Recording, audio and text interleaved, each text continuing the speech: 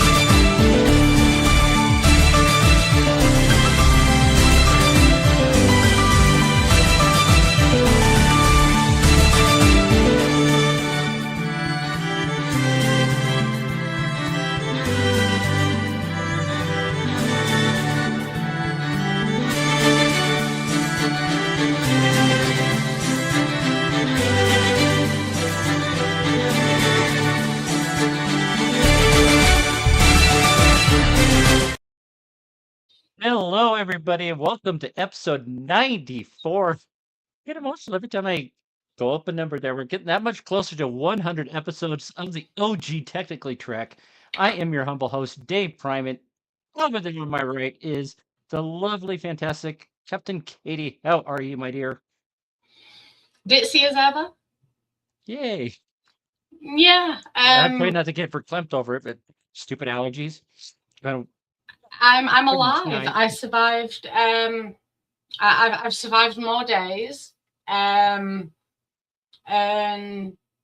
yeah, I managed to get 3 hours sleep this week. Ugh. But in all honesty, I had on Friday daytime, I had one of my very rare long sleeps. I actually slept for about 10 and a half, 11 hours. But then I didn't sleep again after that until this morning. And I had about two and a half hours. Hashtag insomnia sucks. Insomnia sucks. Yeah, or in my case, there are perks to insomnia, and that is you beautiful people. Aw. Well, thank you, Katie. That's one thing that does make our show unique to also to other Star Trek podcasts. It's like not knocking them. I think I'm fans of a couple of them out there. We here at Technically Trek, we do welcome and encourage live participation on camera. The online chatter is going crazy right now. So you can do that on YouTube, but if you feel like you want to pop in on camera, you can do that with the link down below in the description for my YouTube channel. And if you're feeling bashful but you still want to talk, you can do that too. Just keep your camera turned off. So we want to hear from you. So you can say a lot in the chat, but say by hearing your vocal inflections, we might misconstrue what you say in the chat. But before we start, we do have a special guest this evening. Before we start, I do have to give a shout out to my streaming partner, Dubby. Dubby is an emerging if I can talk tonight. Dubby is an emerging brand of energy drink created to help with concentration, focus, reaction time, without getting the jitters and crash of some other of the energy drinks out there. There's no maltodextrin, sugar, fillers, or artificial colors or dyes. Their mission is to help empower small and upcoming streamers like us, and working alongside us, assisting us to grow and flourish. They are based in Tyson Strasburg's backyard of San Diego, California. If you go to their website, w.gg, you can use my code TechTrek if my fingers want to work here tonight. Is they just use, oops, that's not the right one. There we go. W.gg. Use the code TechTrek, TEKTREK. You get 10% off any non-bundled products. I mean, standalone products, as long as it's not some of those especially licensed products like from Solo Leveling, Chainsaw Man. Gotta pay full price for that. But Energy Dub Sauce, Grandpa's Denture Water, Grandma's Lemonade, which is non-caffeinated, which I have tonight. I see there's just so many different flavors for you to try out there. It's a Dubby.gg. But but instead of talking about an episode tonight or Star Trek movie, we're going to be talking it with the Emperor of the Den DEO on Den.Social. He has explored the concept philosophy of post-labor economics, acknowledging that the shifting tide of AI technology is coming fast, and we must prepare to either live with it or against it, because in a post-labor society, you can survive and adapt or just fall into the abyss of the forgotten. His perception of our morally declining society is very much at the reason of the federal bureaucratic expansion, centralized monopoly on money, and strongly hopes that both blockchain and Agorist principles will eventually rule the day. Say that is a mouthful. You can definitely tell him talking from a script on that one. But anyways, I want to bring him on before I bring on everybody tonight. But is proud to introduce William, also known as I am for IMWE. How are you doing tonight, sir? Oops, you're still muted. I'm sorry. No problem. No, try again. Hello, everybody. Let's do over. A lot of people just call me I am, or AKA William. Even the wife calls me William on a good day. So, but no, I'm very flattered and honored to be here and to talk about technology and how Star Trek is probably predicting our future in many ways, as it already has.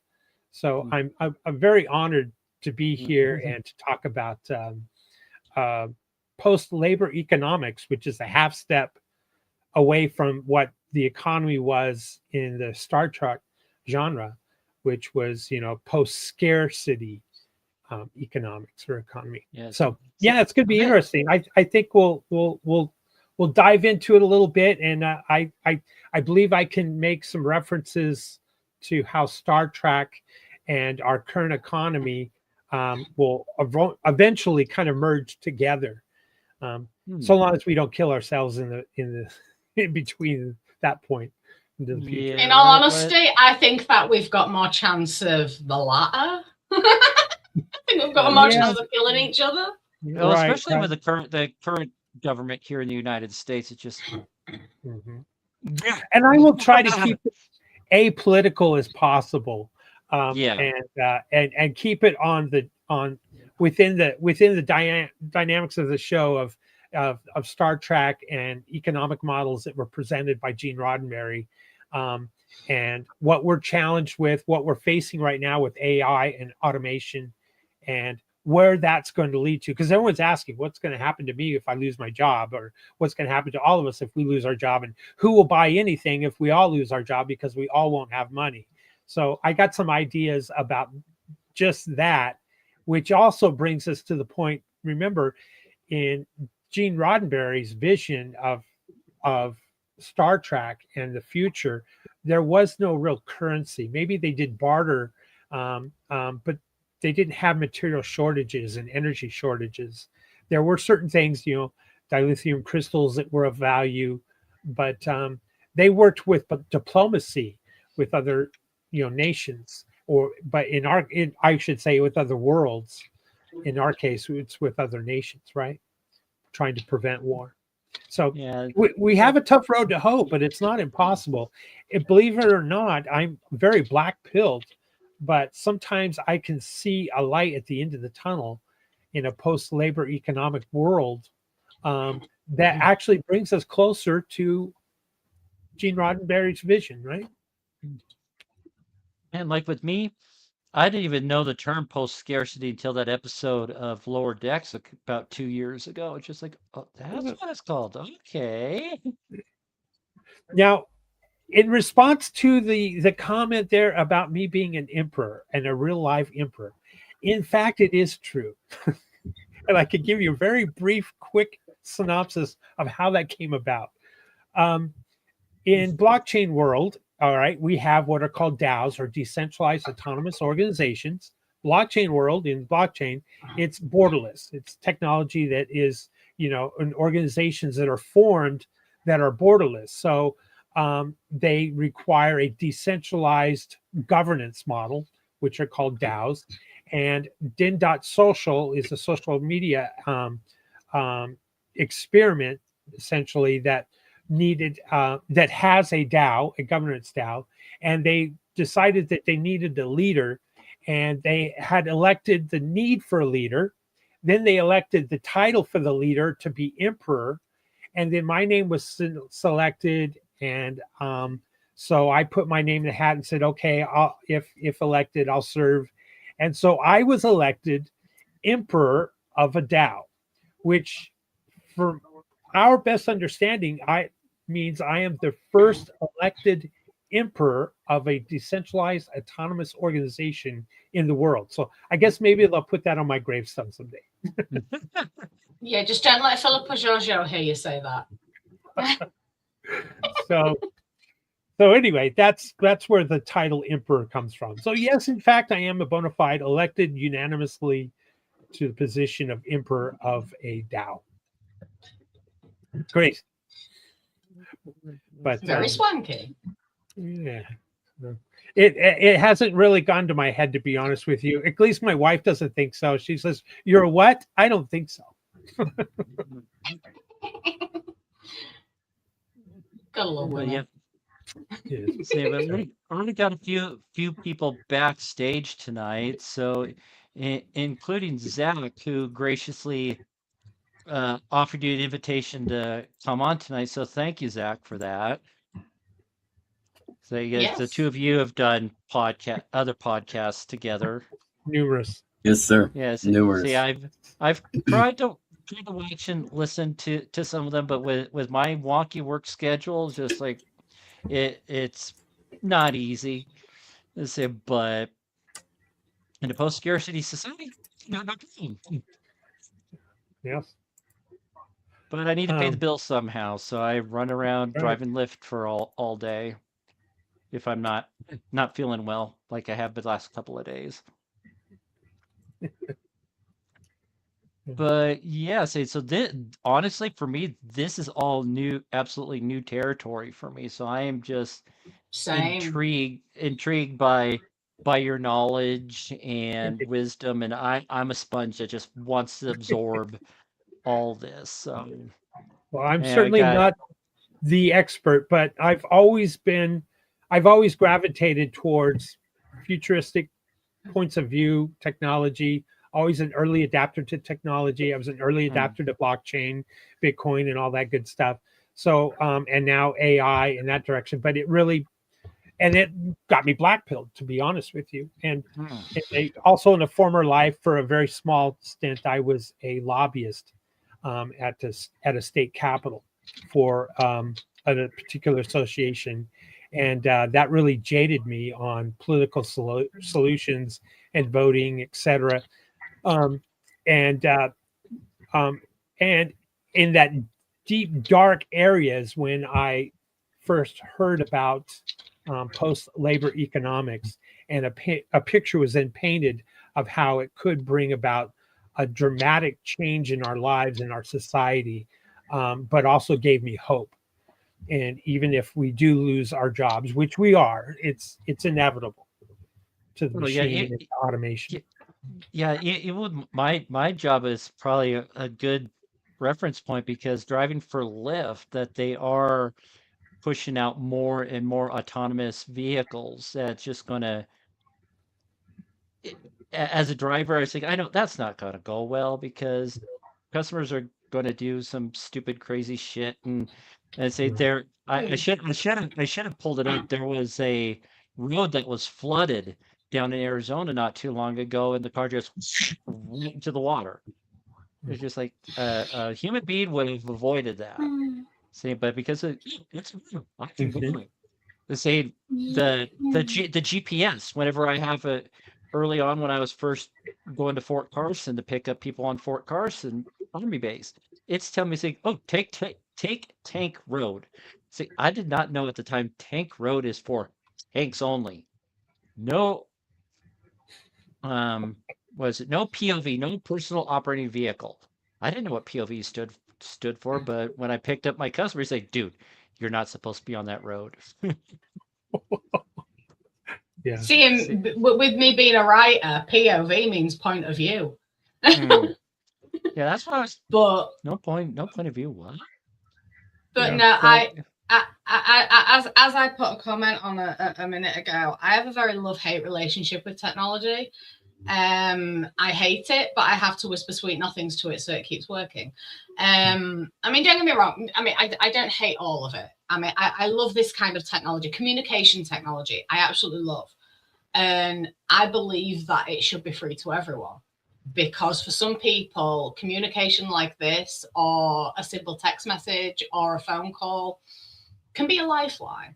But things like AI in vehicles and self-drive cars, and all that jazz, I don't like. I don't trust it. I mean, I barely trust humans, in all honesty. But I think that in some ways, technology is advancing too quickly for the stage of development we are at. Mentally, so yeah, and socially, in certain aspects, absolutely, you're right. I think that, and there's many of us that just won't accept the change. And there's a famous quote, something to the effect, and forgive me, I'm horrible with names and even titles, but the quote is something to the point of, we won't move to change until the pain point is greater than changing. So once we feel enough pain, then we will change. And that's essentially a forced move, right? But it still becomes a choice at some level when that pain point is less, to divert ourselves in a different direction. And like it or not, AI coupled with automation, meaning, when I say automation, I'm meaning robotics and this type of thing, and those meshing and coming together as one, when we as humans are up against something that is going to be faster, cheaper, better, and safer. And I can't emphasize that enough. Cheaper, better, safer, faster, whichever order you want to put it. But that's what's going to happen. And that has been the case for hundreds of years. We've always looked to something that was cheaper and faster and even safer. The cotton gin, all the way to moving on a railroad, because that became safer for a while. At first, it certainly wasn't, but later it was, and it became more efficient and faster. And next thing you know, we didn't have to take a ship all the way from the east coast of the United States and down around through the South Pacific and up to San Francisco in the gold rush. We could actually jump on a train and transverse the continent that way. So technology will lead us to new places and newer heights, but there's going to be pain along the way. And in this case, we've always bartered for something. We've always used something as a means of exchange. I can, give you a blanket if you'll provide me, a few goats and some eggs to feed my family, or something like that. So there was barter, which was money, and that created an economy and a means of exchange, and an economy that could be measured. Well, now our current situation is we are in a scarcity economy, if you will. And as a scarcity economy means that, there are limitations to resources. There's limitations, there's expense to energy and these types of things. And so we live in a scarcity economy. And what we need to do is we have to trade our labor and our time for wages. And our trading that labor and time for wages is so that we can survive, right? We can pay for the roof over our heads and food to eat and provide to our family, and if we're lucky, have a vacation and extra money to spend, and these types of things. So we are giving up something, our labor and time, for wages. In a post-labor economy, which is the half step between us now and the Star Trek that we dream of, and that economy is what's called a post-labor economy, where we no longer have to trade our labor and our time for wages. We're going to get to what, because the next question is, well, what's it going to be? How are we going to survive? What are we going to get? Let me get to that in just a second. So as the machine and as the AI become more and more capable from all manners of life in all facets, from mowing the lawn to driving a car, driving a semi truck, whatever the case might be, or even the small tactile things like picking up a pin and putting it in a box, whatever it might be, or surgery, what's going to happen is it will become faster, cheaper, better, and safer. And then if we're going to always compete with a machine and AI, eventually we're going to lose out, but not all of us immediately. And there will be options. We will say, maybe the young person's like, yeah, sure, I'll take that robot haircut and have those blades on my head. I don't mind. I trust it. Where an older person might say, well, I'm not going to do that. Besides, I want the physical interaction with my barber or, the beautician. Or you go to a bar and you want a physical person that you can talk to at the bar to pour your drink versus the robot who's going to pour it and maybe have a conversation with AI. And you might want that human to human interaction, but it'll have a higher cost and versus the non-cost. And so the first things that are going to go is obviously the keyboard, the video mouse keyboard, the KVMs. Those are the first jobs to go. The bankers, the lawyers, the stock pickers, the brokers, they're the first to go. The lawyers, that's interesting. Absolutely. Have AI represent you, that can be, I don't know what to think. One thing that always bothers me, like, with technology and the economy, is something simple like a television. I know some people who have got televisions black and white from 60 years ago. They still work to this day, and they work pristinely. Yes, they're still black and white, and they only have like 3 channels, but that they still work pristinely. And yet the new TVs, all right, yeah, there's a lot more technology in them now, but things now seem to last less. Like that their lifespan is a hell of a lot less for extreme amounts of money. And that is the issue that I have. Well, one of the issues I have with technology in the economy. And it's, I mean, I don't do politics. I don't. But I do life. And to this day, the majority of the world, and especially all of these like tech moguls that are inventing these things and producing them,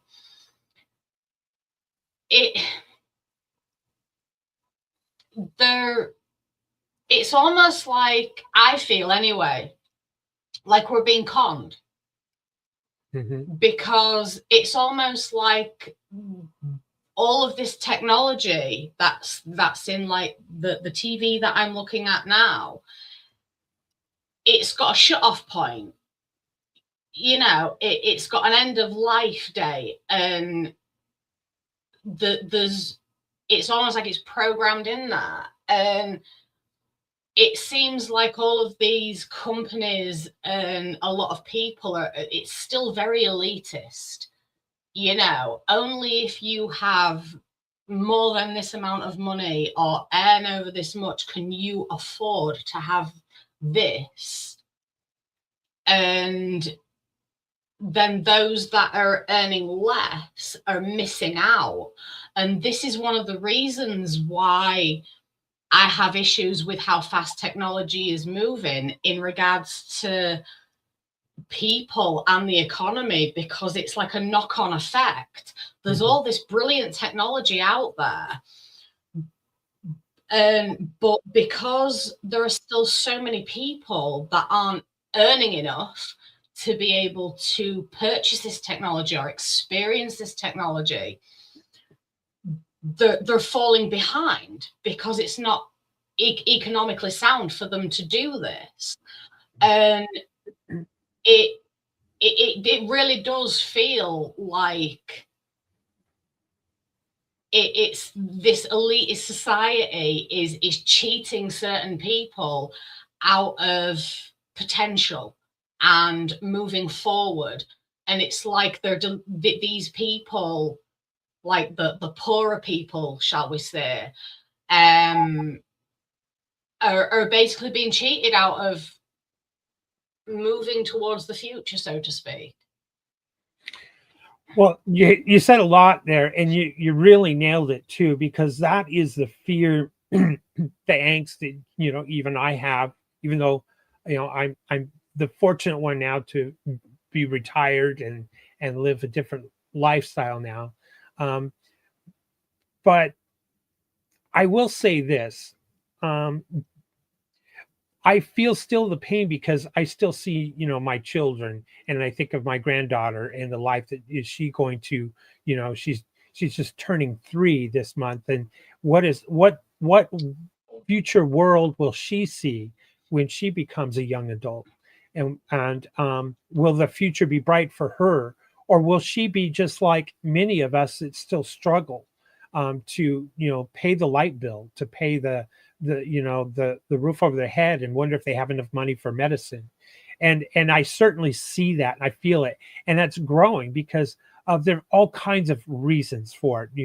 The economic pressures of the day of inflation, and we're not going to go down the political route or reasons for that. Just that it more helps to identify that we are living in a scarcity world. There are scarce resources. Energy is, shall we say, is expensive, but it's not what it shall we say used to be. We didn't have those energy opportunities. We didn't have those things. And you nailed it, like the television, the black and white television. Some people are fine with that, and it still works. It's like that. There was a comment here: planned obsolescence. Yes, it is planned. Is it planned by the technocrats that want to take over, our parliaments and our, legislatures and what have you? And what will they bring? Will they bring more tyranny, or will they bring us, afford us more freedoms? Is it for them to decide if we're free or not? I don't think so. But again, I'm going to try to keep it non-political right now. So we have a lot of still open questions, and maybe, there is truth in that. It used to be that you could buy an older car and it took less money to maintain and to repair it and keep it on the road, and it could still get you from point A to point B. And today there are so many circuit boards and so many electronics, and a higher failure rate, and more points of failure along the way in everything you do with that vehicle, that car. But then again, that technology has prevented accidents such as, radar and lane departure systems, rear cameras, and it automatically will brake if you have maybe the cruise control on, and maintain a safe distance with your car in front of you. Well, that's just one example in the automobile industry, but that expands elsewhere. Now let's take a look at the radiologist and a doctor who might see, radiation, scans of people's tumors or whatever. And when that technology is at the point where it's now duplicated and, shall we say, digitized and sent to an AI robot or that is now looking at the scans. See, the AI has now seen millions and millions of scans, far more than one doctor could. So it will see all the different variables and it will learn. It will not learn immediately. And just like the vehicle, the self-driving vehicle, it sees a deer and they reprogram what a deer looks like and how the car should, stop or swerve or whatever. But once the car or the AI learns that, then all the cars have learned that same information. In the AI, with the doctor reading that unique scan, that's only one doctor. Another doctor who's just graduated has not seen that unique tumor, maybe. And so it's going to be years before they see that. So there's going to be better, cheaper, safer, faster diagnoses from, an AI radiologist than, say, a doctor. It's just inevitable. And it's actually that way right now as we speak. But the real question is, what do we do if we all lose our jobs, and who's going to lose our jobs sooner? And how am I going to feed my family? How am I going to pay, the roof over my head? Where's the money going to come from? I don't trust government. And now you're going to ask me to start accepting UBI, universal basic income, from the government. And what if I've said bad things about my government, and now my government wants to dock my UBI paycheck? There's all kinds of many questions that obviously we all don't have answers for. However, there are other alternatives that people are really talking about, and I'm very grateful that I'm here to talk to a different audience about this very problem. There is, and forgive me, I don't remember the term, but if all of us don't have money, then there's nobody that has money to buy any new products. And so new products won't be manufactured or put on the market and sold. And so that's what people think about when they think of if AI and automation takes over all of our jobs. Now, some jobs are more going to be devastated faster. Anyone who's doing analyzation work, looking at reports or printing reports and looking at those reports and making a decision off of a report. Well, AI is going to be able to do that faster and cheaper and better and safer than a real human will be. So those jobs are the first to go. KVM, keyboard, video, mouse, is the first to go. So what do we do when the majority of us lose our income? And there are things already. There are wealth funds, like, for example, the state of Alaska. The state of Alaska has a lot of oil, and the people, the citizens of Alaska, do not pay a state income tax. Instead, they receive a dividend check every year based off of how much oil was pumped from Alaska and sold onto the market, and based also on the price of oil. So one dividend check might be more than 1 year versus the previous year, or vice versa. But we have to think there are other things that we could put in this pot. Maybe, I live in Texas, but let's just say I lived in Florida and I lived close to Disney World. And that was where my county, my city, Orlando, and that kind of thing. And all the tourists that come to Disney World, well, maybe there would be like the Alaskan Oil Fund or Wealth Fund that could be shared to the residents of Florida, or the residents even more to those in the county, and even those in a higher dividend check for those that actually live in the same city that, Orlando, Florida. And so that's just one example of a dividend check. And so there will be, rather than UBI, I believe UBI will be just a safety net. Maybe the bare necessities, the bare bottom, as being a human. You receive a certain amount of money via UBI because you are human. But see, that's just a transfer. It's a transfer of either a tax on corporations that are producing, AI, automated robots, and AI, and these kinds of things are replacing jobs. It's just a transfer from those companies to the government to us. And so there's a third party, and there's all kinds of laws and who knows what's going to happen with that, right? So I don't want to trust personally, and I wouldn't want for my children, grandchildren, or friends, neighbors, family, whatever, you folks, to rely just on UBI. So what's got to happen is we have to start talking about this like we are tonight and say, no, there is a future. There is a potential future that is brighter and greener pastures, like Gene Roddenberry obviously portrayed in many of his shows. And we're going to get there.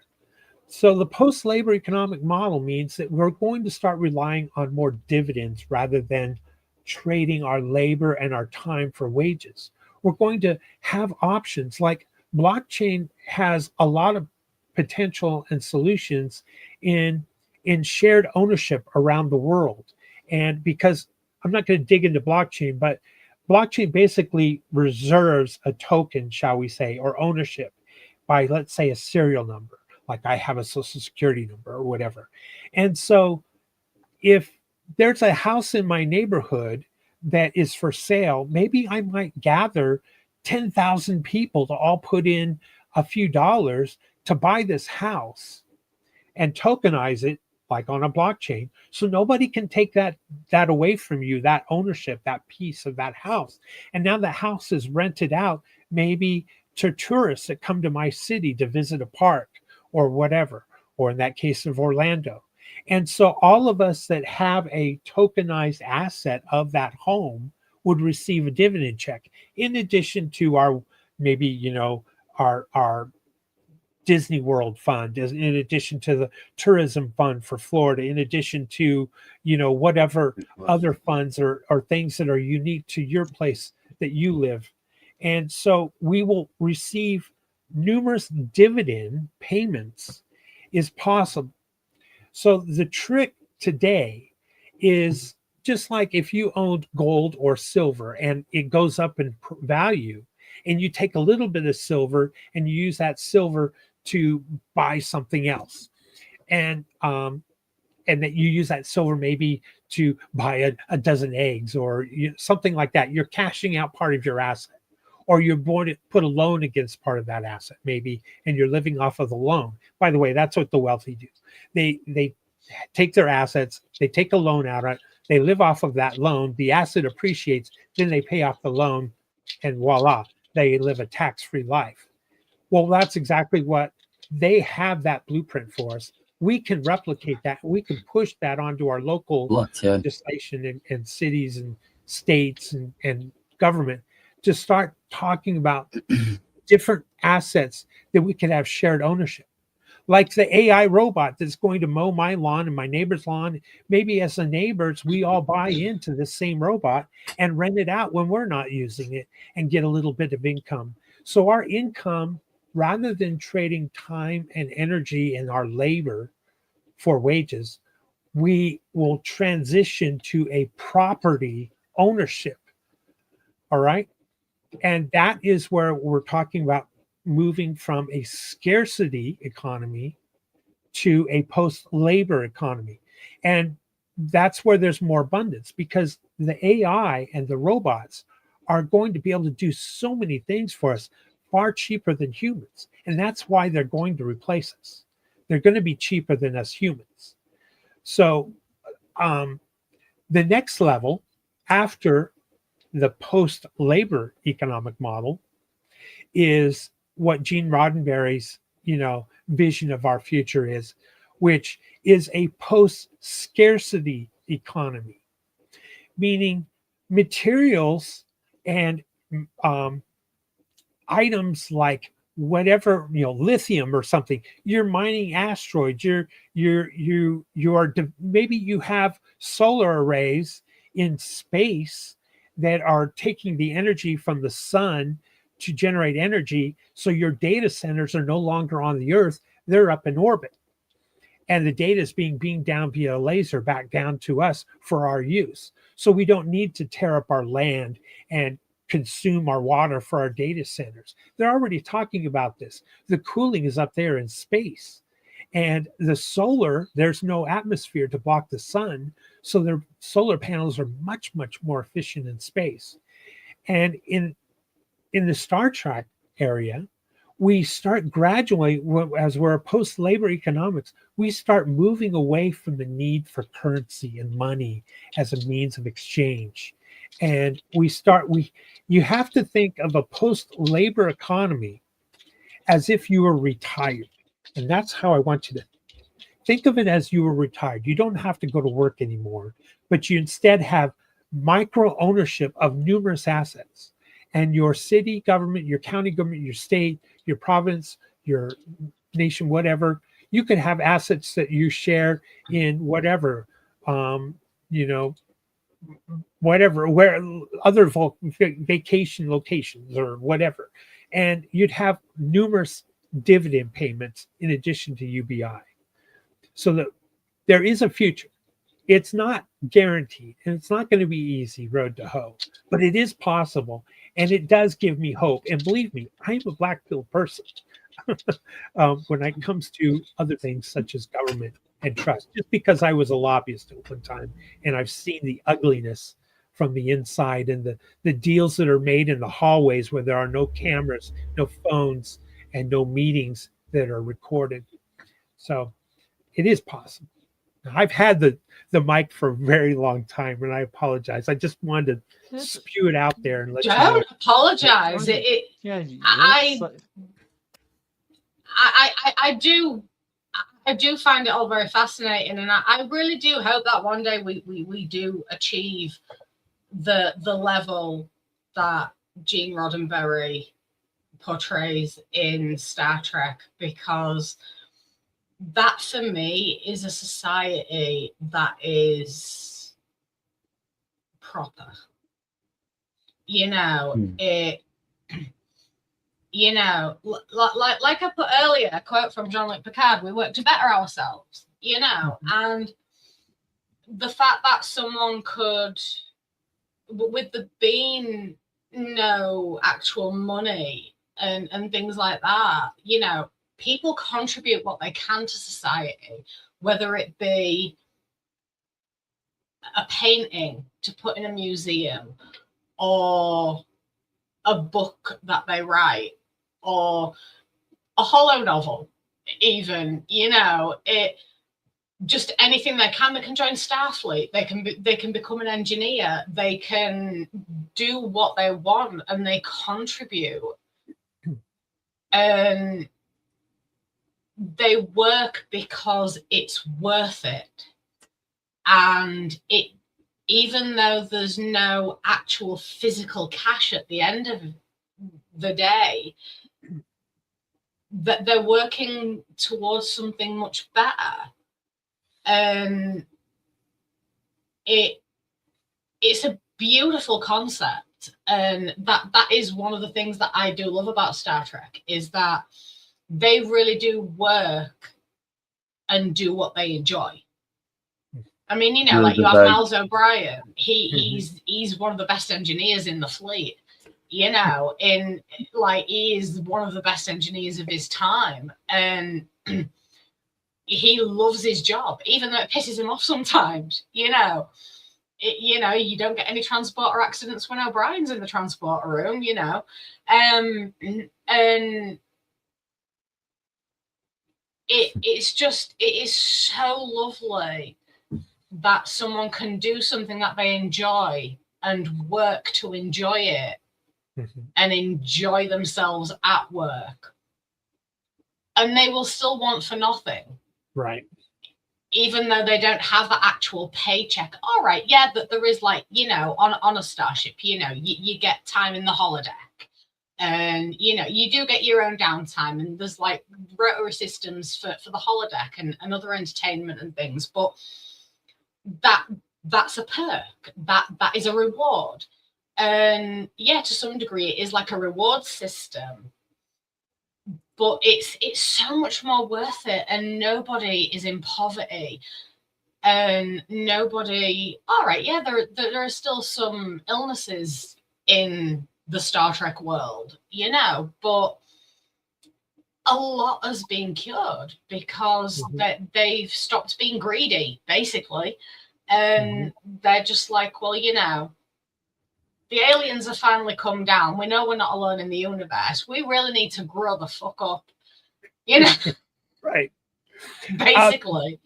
That's the first episode of Strange New Worlds is Pike just say, you know what, this is not ideal, but this is where my planet was at. And then just kind of show them, say, you're going on the same path if you don't change. Exactly. It's the mindset. I don't think it's individual people per se that need to change their mindset. I think it's the human race as a collective need to change their mindset, because at the moment, I mean, you probably won't know this, but I bitch about humanity all the time. Me too. I'd rather not be around them. Yes, exactly. I mean, present company accepted, of course, but I hate humans. But you know, the way all right, you've got the individual, you know, that will want to better themselves, want to help better humanity, but as a collective whole, humanity is in such a state right now. Yeah. And it's hard to envision Gene Roddenberry's dream with the state humanity is at now. And it's just like children. The human race is almost like toddlers at the moment, you know, and like getting to a point of like Gene Roddenberry's vision. It's like going into it, like achieving adulthood and feeling that pride and wanting to keep that up and, you know, adult the way adults do. Whereas at the minute, the human race is like a toddler throwing a tantrum. You picked a word there and used it beautifully, and it's that word greed. And that's a human frailty, because we have a greed for money and we have a greed for power. And as we assume power and move up the ladder, that greed kind of gets amplified, unfortunately. And then, you know, unethical choices are made, and for all the wrong reasons. And that is our frailty as humans, right?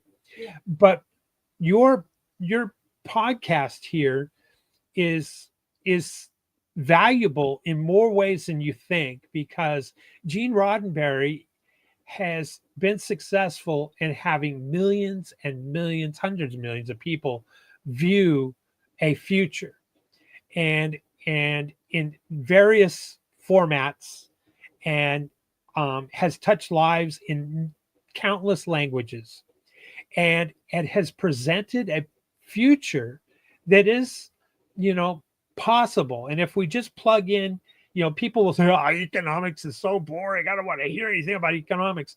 Forget about if you want to call it economics, but just think of it as a different way of living or a lifestyle that you're living. And Gene Roddenberry presented an alternative for us, an idea, a thought, a seed that we could live without having to use currency, money, and exchange. We would have the freedom to either develop our passions and our talents or not, and spend more time in the holodeck. Or, you know, just like, you know, some people might be comfortable with just the UBI and the bare basics, and others might want to spend their, like I said, think of it in terms of retirement. But it's not going to be easy, that transition. And unfortunately, we are living in that transition. And also, fortunately, we are living in that transition. And you folks here, having seen a future that's portrayed as a plausible future, a future that has provided, you know, a prediction of, you know, the flip phone, the bed that can analyze a patient, you know, in a hospital, and numerous other, you know, things. The replicator is essentially our 3D printer, right? And the replicator is going to go beyond that. And the idea of warp space and warp time and warp drive, you know, was another prediction. And if we start thinking about changing the Earth back into, for the lack of a better term, a Garden of Eden, where our future is we are mining asteroids and our energy is being provided to us from the sun. And that's another thing. AI, and who knows, they probably have already solved it, and we won't go down that route. But the energy, not that it's free energy, it's just being able to, the entropy is cheaper and faster and safer. And AI intelligence, you have to think of it, and I like to always talk about IQ. We understand kind of what IQ is. And a person that has a higher IQ than us, we're a lot of times at all, or we can't relate to them. We don't understand what they're saying. But we also know that they've contributed a lot to society. Famous one is, of course, Einstein and other, physicists. But Stephen Hawking. Yes, absolutely. And Epstein client. Yes. And then their contributions with those IQs is exactly what AI is. You just have to think of that. But think of AI now, not at, say, 180, 190, or 250, but put that IQ now level at 900 or 1,000 or 1,200, and having the access to all of humanity's digital information. And what will that bring us? What if math is solved, as physics is solved? That's what we're talking about here. Think about it. If there are no more unsolvable math equations or unsolvable physics questions, we won't understand maybe their answer. But that means maybe free energy, shall we say, in our limited understanding, is what it would bring. That's Star Trek. It is. About to jump out However, of skin. Yeah, however, I'm a very big believer. I mean, to some degree, I believe in IQ. Sometimes I don't, purely because of my IQ test. I don't believe it. I was using it as a metaphor, if anything else. But, this has caused me a lot of problems in my life. I don't have any qualifications, well, that matter anyway. And yet I've done a lot of studying over the years. I've just not been able to pursue to go and get my degrees because of my health. But do you know the saying, like, jack of all trades, master of none? Well, that's kind of like me sort of, but I sometimes struggle having conversations with people about things because I've been told that I take it too far. And I'm just like, what do you mean? And they said, well, there is such a thing as being too intelligent. And I'm just like, whoa, hold on a minute. If you actually really knew me, you would know that I'm not intelligent at all. I'm ditzy as hell. And they're just like, no, like some of the things that you say and the words that you use, I've never even heard that word before. And I'm like, really? I've been saying it since I was like 10 years old. And they're just like, no. And I've been accused of making people feel inferior and like as though I'm trying to be better than them, which is, I will set the record straight. That is not the case. And I've just said, well, I talk how I talk and I know what I know. There are so many people out there that know a hell of a lot more than me about the stuff I know. And there's so many people out there that know things that I don't. Like you know so much about economy, and I don't. I just bitch about it, and I ask questions about it, and I hold my hands up to that. Travis down there, I call him Rain Man because what he doesn't know about Star Trek. I mean, I think if we had the time, he could probably recite all the rules of acquisition off the top of his head like that. And names of episodes and things like that. It's all there. And and like when there's been talks on like quantum physics and things like that, I'm just like, physics, it's like math, it's evil incarnate, get away. Mm-hmm. But because of how much I've been around it, I've picked up a few things over the years. So I can keep up with those conversations now. I still don't understand all of it. you know, but I can keep up with certain conversations. But if I try talking about it to one of my friends, they'd just be like, that's way above my head. And yet, you know, that I've been told so many times there is such a thing as being too intelligent. And they always bring it back to Sheldon Cooper from The Big Bang Theory. You know, he has got, yeah, you know, he has got such a big IQ, and yet he has got no social skills. He, you know, he is so awkward. They've even mentioned that he's a bloody robot, you know. Sounds like libertarians. No social skills. But you know, and the way that he talks to people, you know, he's just, it's all intelligence and no person.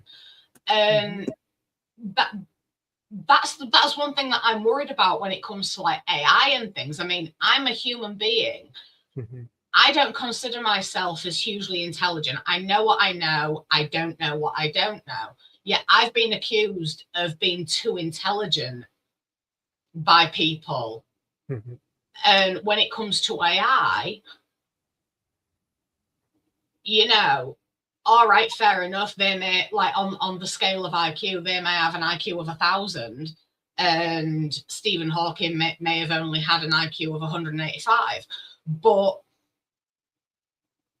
on that scale, I would rather trust Stephen Hawking than the AI, because he has social skills, or should I say had, bless him, social skills, and he was aware of how to speak to people, how to explain things to those who were wanting to learn. He was a teacher, you know, he had that human quality where he knew how to explain things to people who wanted to learn or who had no idea. Whereas AI, there's only so much that can be programmed in there, and you still don't have that human touch with AI. So how would that balance? If you're saying that, you know, AI is gonna like take over, and you know, to some degree we're gonna become like, it's you're sort of thing. Yeah, you're speaking about AI safety and AI automation safety. Are the robots going to take over, and is it going to be Terminator and we're Terminated? No. I'm not talking about the AI, or is it the AI interaction? Is it going to be like us looking down at the ants and the ants trying to communicate with us? It's more along that line. So then it becomes, is AI in whatever, is it going to develop consciousness? I don't think so. There's those that argue maybe it will, but will AI develop to a point where it will be difficult for it to communicate to humans, and we will, or will it stretch our understanding and we will grow because the AI will be our teacher? You know, that's another profession that's in trouble. But just the human interaction, as far as, you know, being polite and this kind of thing, AI is learning that. It is, you know, it has swallowed everything on X or Twitter and Reddit and Facebook and all of the other social media posts, and it's still learning, and it's still getting a lot of things wrong, and it's still hallucinating, which we call it, it's called hallucinations. When it gets something wrong and it makes up a legal case that never existed or whatever. And an answer. What about emotion? Emotions, it just won't have, but it will fake it. It'll fake it till it makes it. No, and it does, you know, and it's going to get to a point where it's going to be more and more difficult to determine, is this AI or is this human? Is this phone call AI or is this human? Is this video AI or is it human? Is this photo or image, is it AI or is it human? And you know, we're already starting to see that. Is this a real actor in the movie, or did Hollywood just create this actor and it's really an AI? You know, we are going to be tricked that way. And believe me, it's going to be cheaper to pay an AI and to develop an AI actor than it will be a real human actor. You know, It's just, but I'm really anxious. Zach, I know you, and you and I've had kind of these conversations before, but I would like to hear, Dave and Chris and Travis, what your thoughts are. Yeah, Chris has actually had his Please, hand yeah. up. So hey, Chris, it's like glad to have you back on the show. It's been forever. Hi, darling. Unmute yourself, my sweet. Okay, there we go. What's that? What's up? Yeah. This whole AI thing, dude. I am with you. Sorry, my name's Chris. By the way, I'm just a good old country boy. I live here in Tennessee. Blah blah. Give you a little bit of my back history. I've got 10 acres. I know how to. I've got a shotgun, a 4-wheel drive, and I know how to fish. I'm 5 miles from the Cumberland River, so I'm pretty sure we're going to get along here in my little community. It's called LaGuardo. It's halfway between Lebanon and Gallatin, Tennessee. It's just off Highway 109. You can Google it. I can go down here and have the oil in one of my old farm truck. It's an 89 Chevy, and he'll change my oil for a 12-pack of beer and a sandwich. Yes. We all have guns out here, blah blah blah. But where was I going with this? Oh, we were talking about AI. Yeah. As far as hospitals and shit like that goes, yeah, definitely. That's awesome. That would, AI taking over. Doing 12 million calculations to a doctor's to, I am totally on board with that. The problem is, we're using AI in the military, and we're using it with robots, and that cannot get good. Fast.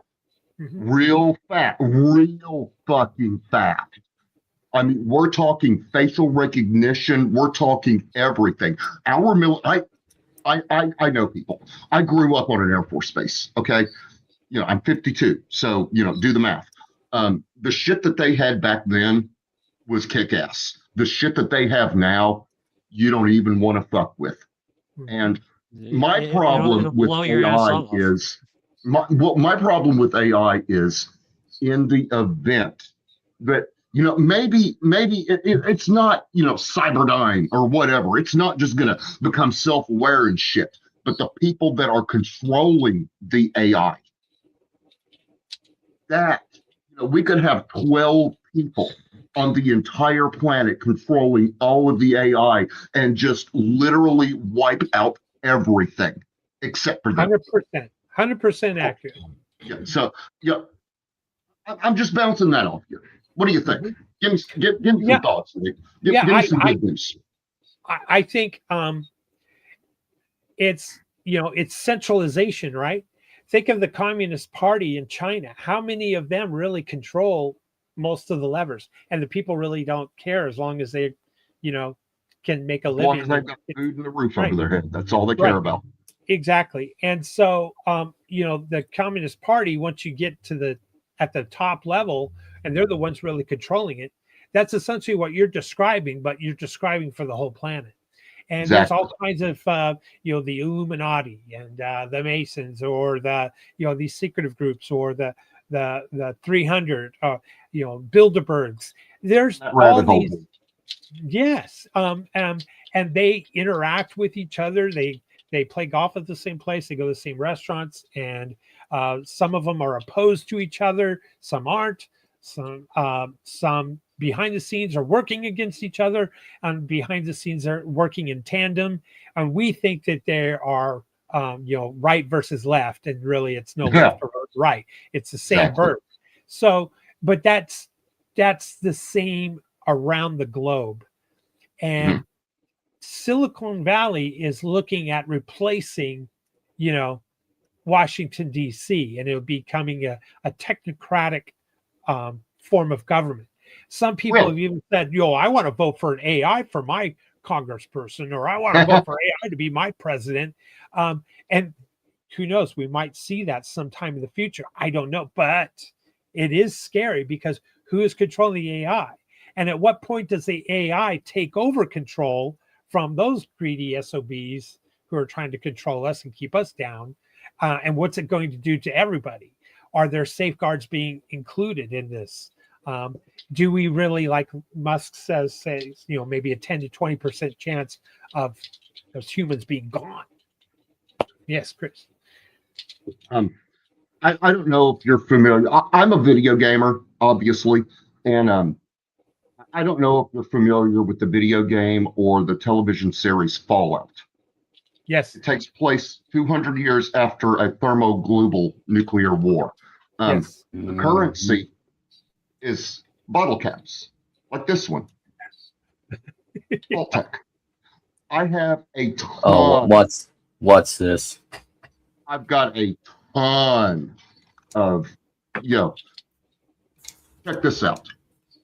It's a Nuka-Cola. A Nuka-Cola. I've got, dude, I've got like cases of this shit. And I'm going to display it in my house, in my game room, once we get a house built. I live in a little travel trailer. Our house burned. Anyway. AI. What were we talking about? What were you saying? AI, the people in control of AI. Yes. Okay, that brings me back to Fallout. If you play New Vegas, or if you're familiar, you're probably not. You don't seem like a gamer to me. But I used to play Call of Duty a lot. So God, that's I know. Christ, and Civilization. I love Civilization. That was a good game. That was a really good game. Sid Meier's. No, that's an amazing game. Sid Meier's. And in Fallout New Vegas, there's during the main quest, or I think it was new. Whatever. It was during the main quest in one of the Fallout series. You had to go meet the president, and you found out that the president Fallout was 3. this giant fucking 3-story tall computer, and it was Eden. AI. It was AI, and it could talk to you. Yeah. And President Eden. Yeah, Fallout 3. Yes. Thank you. Yeah. Yeah. But what do you think, Travis? Maybe. With the way Trump is going, we're going to take over Greenland. Fuck the Dutch. It's like, what the hell? We're an empire. We're an empire now. We're making an empire move. There we go, and we're going to fall just like the Romans. Yeah. What do you think, Travis?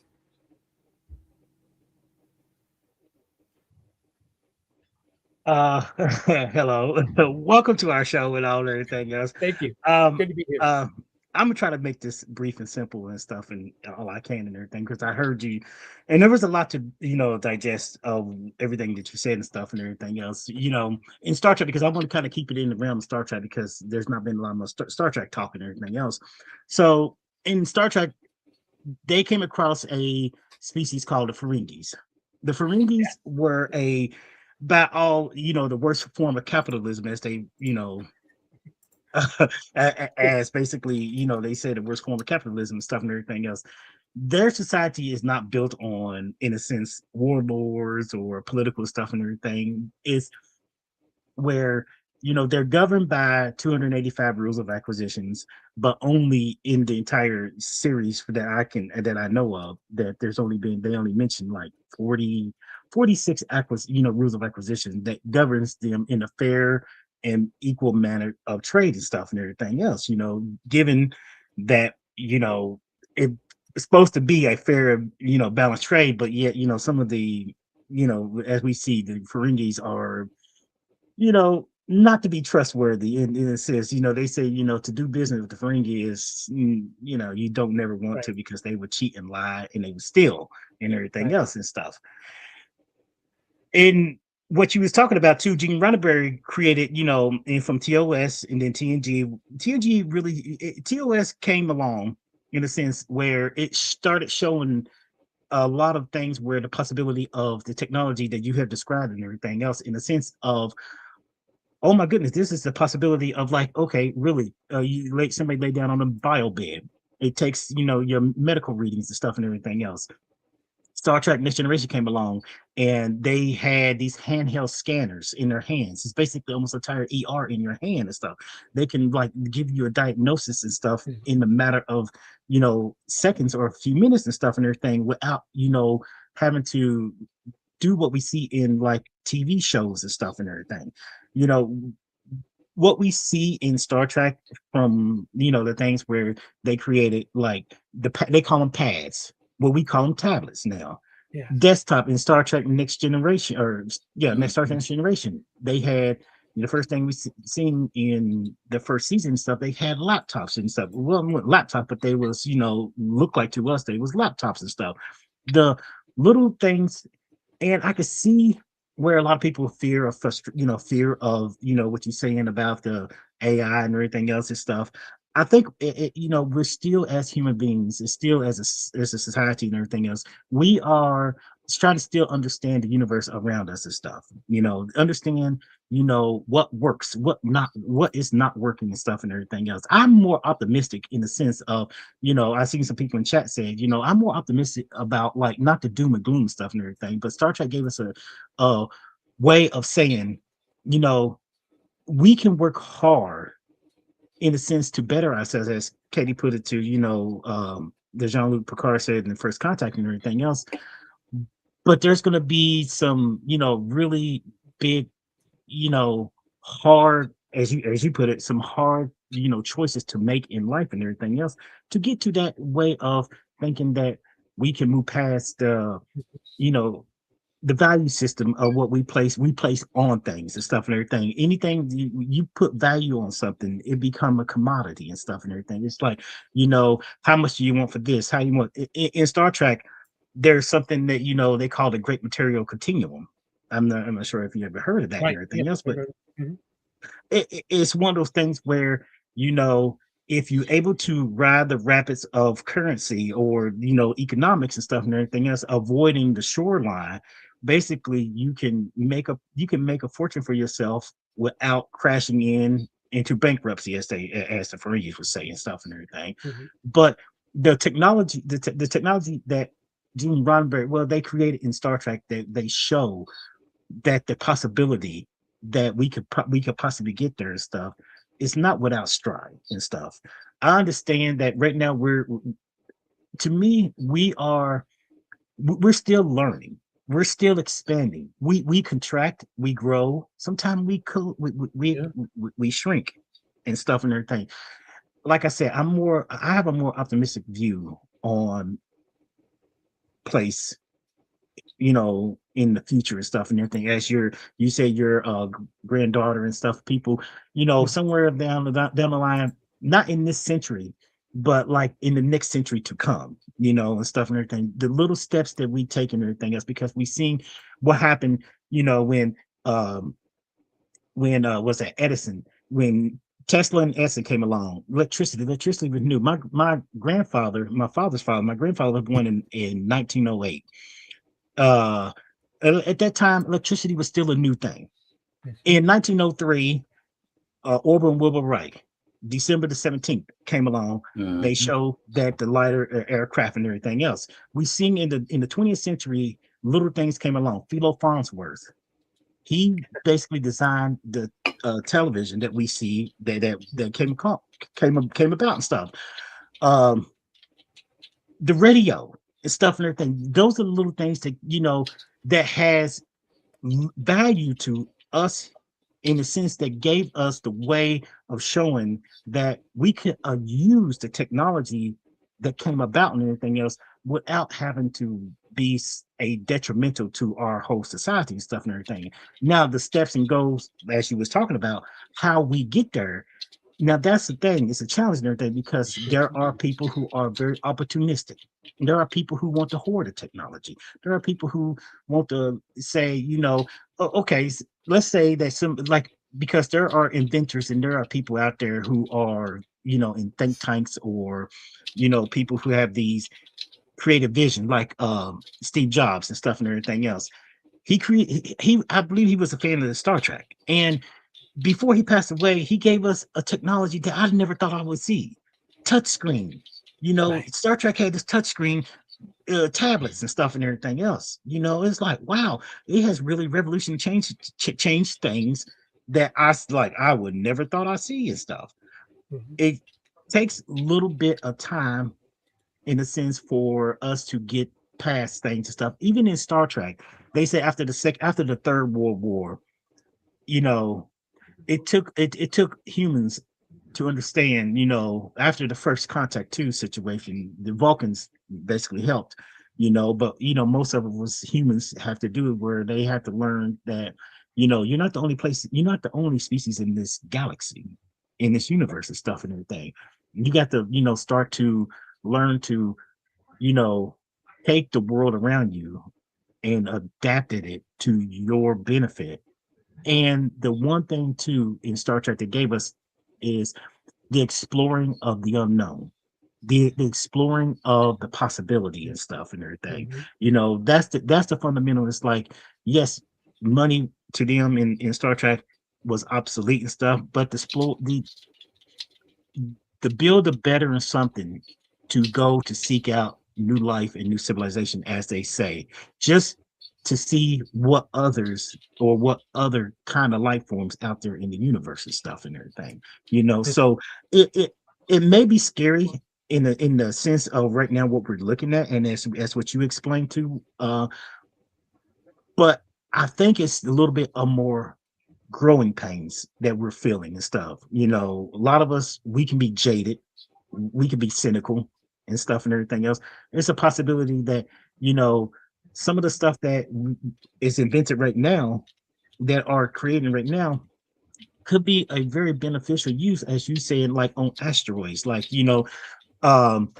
Freeman Dyson, he passed away back in 2020. Dyson sphere.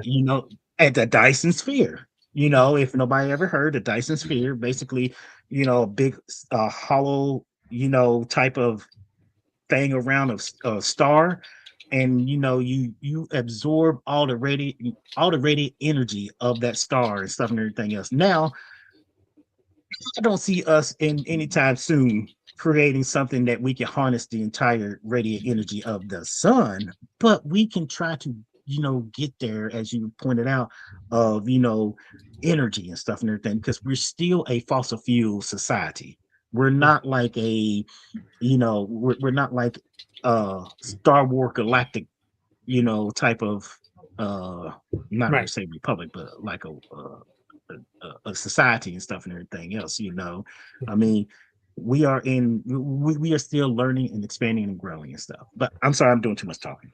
Oh no, that's good. It's all good, Travis. And Katie made the comment a minute ago about that the electric car was held back for decades. I mean, the first electric car was actually constructed back in the 1880s, so over 140 years ago. Yeah, it was. Yeah, back then it was a battle between electric, gasoline, and steam, and eventually gasoline won. Steam should have won. I like steam cars, but anyway, Travis, you were mentioning touch screens. I think that the 1987 Buick Riviera actually had a touch screen. I think. I don't know. I've got an 89 Regal in my backyard, because I've got cars in my backyard. So, and that's one of them. It was my daily driver for 10 years, and it doesn't have a touch screen, but I think the Rivi did. I can't remember. I had a chance to buy a 95 Riviera for $1,500. Daily driver, beautiful fucking car, and I am kicking myself in the ass for that. I just passed it up. Yeah, I passed it up. But the last thing I need is an ape car in my backyard. Just going silly. Tennessee, dude. That's how we do it. Nothing wrong with that. I have a brother that would like to move to Tennessee. What part? The whole thing. Pardon me. What part of Tennessee? He was looking at the eastern part, Nice. in the middle of nowhere.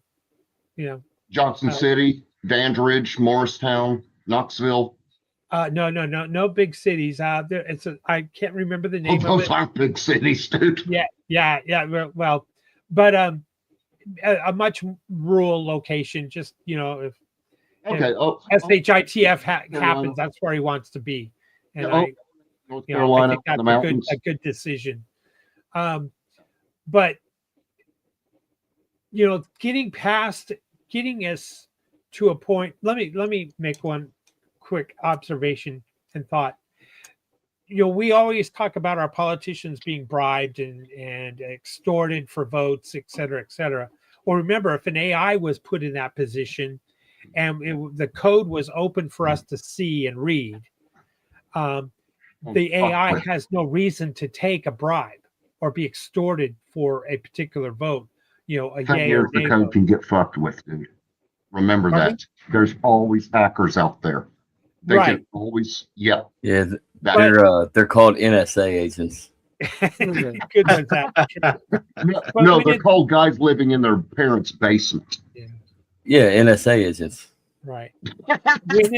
when it's if the code is what's called open source for all of us to read. Exactly, like Linux. Mm-hmm. Right. Then you would know if the AI was altered to vote a certain way. And then, of course, all hell would break loose. You would think. But no, all hell doesn't break loose when our politician says they're going to vote in a certain way, but then they get elected and they go, to represent us and vote differently. So that would be the difference of an AI politician versus a human politician who is funded and motivated by greed, extorted, whatever. So that's just kind of an example of a potentiality. Not that I'm saying that, we're going should or go down that route right now, but I'm just pointing to a point in the future where that question is going to be on the forefront of our discussions. In the event that this world makes it. Pardon me? In the event that this world makes it. Yes, which is questionable. The other point I was going to say to your to Travis's point about the Ferengi with their big ears and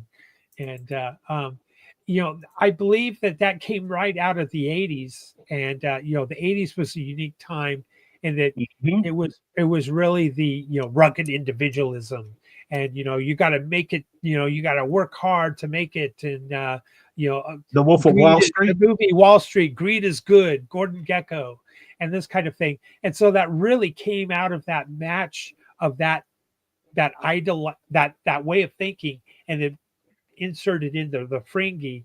And Roddenberry, I think, made the Ferengi ugly and that greed thing ugly, and to elevate that and to depict a future where we would surpass the Ferengi and have better technology and a better lifestyle and a better way of life than the Ferengi because of greed. And again, I can't emphasize enough, your podcast is great because you can see that future that's already happened, the flip phone and all these things, the touch screen, like you said, Travis. You've seen that, being presented in the there you go, being presented in a fictional sci-fi show long before it actually became fact and happened.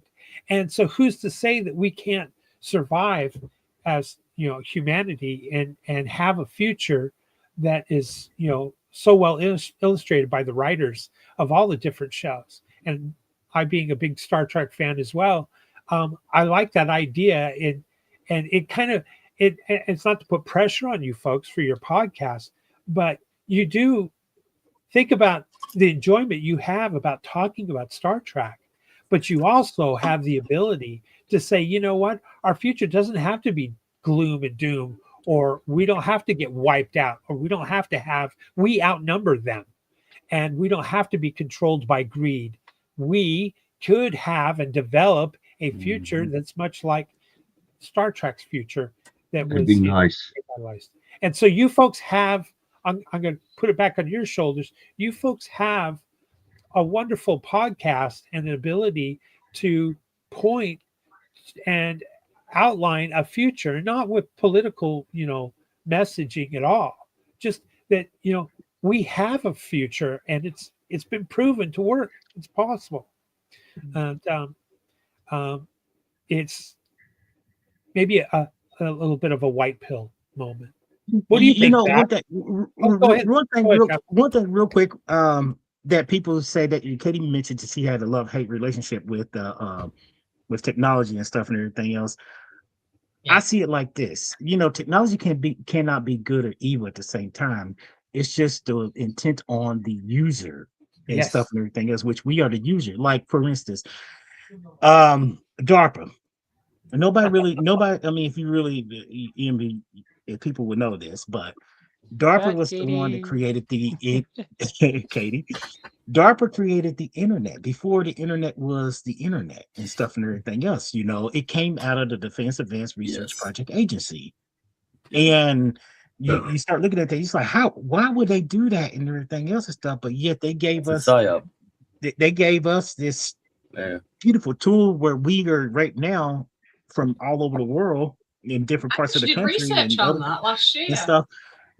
We are able to use the very technology that came out of a military application and stuff that actually is beneficial for us in just within the last 35 years. Yep. I mean, there was the birth of it. I watched the birth of it. Boy, exactly. Yeah, and I lived in California at the time, to be honest with you. So, that's another thing I want to mention here, because I've been often described as evergreen young because I always like to adopt new technology.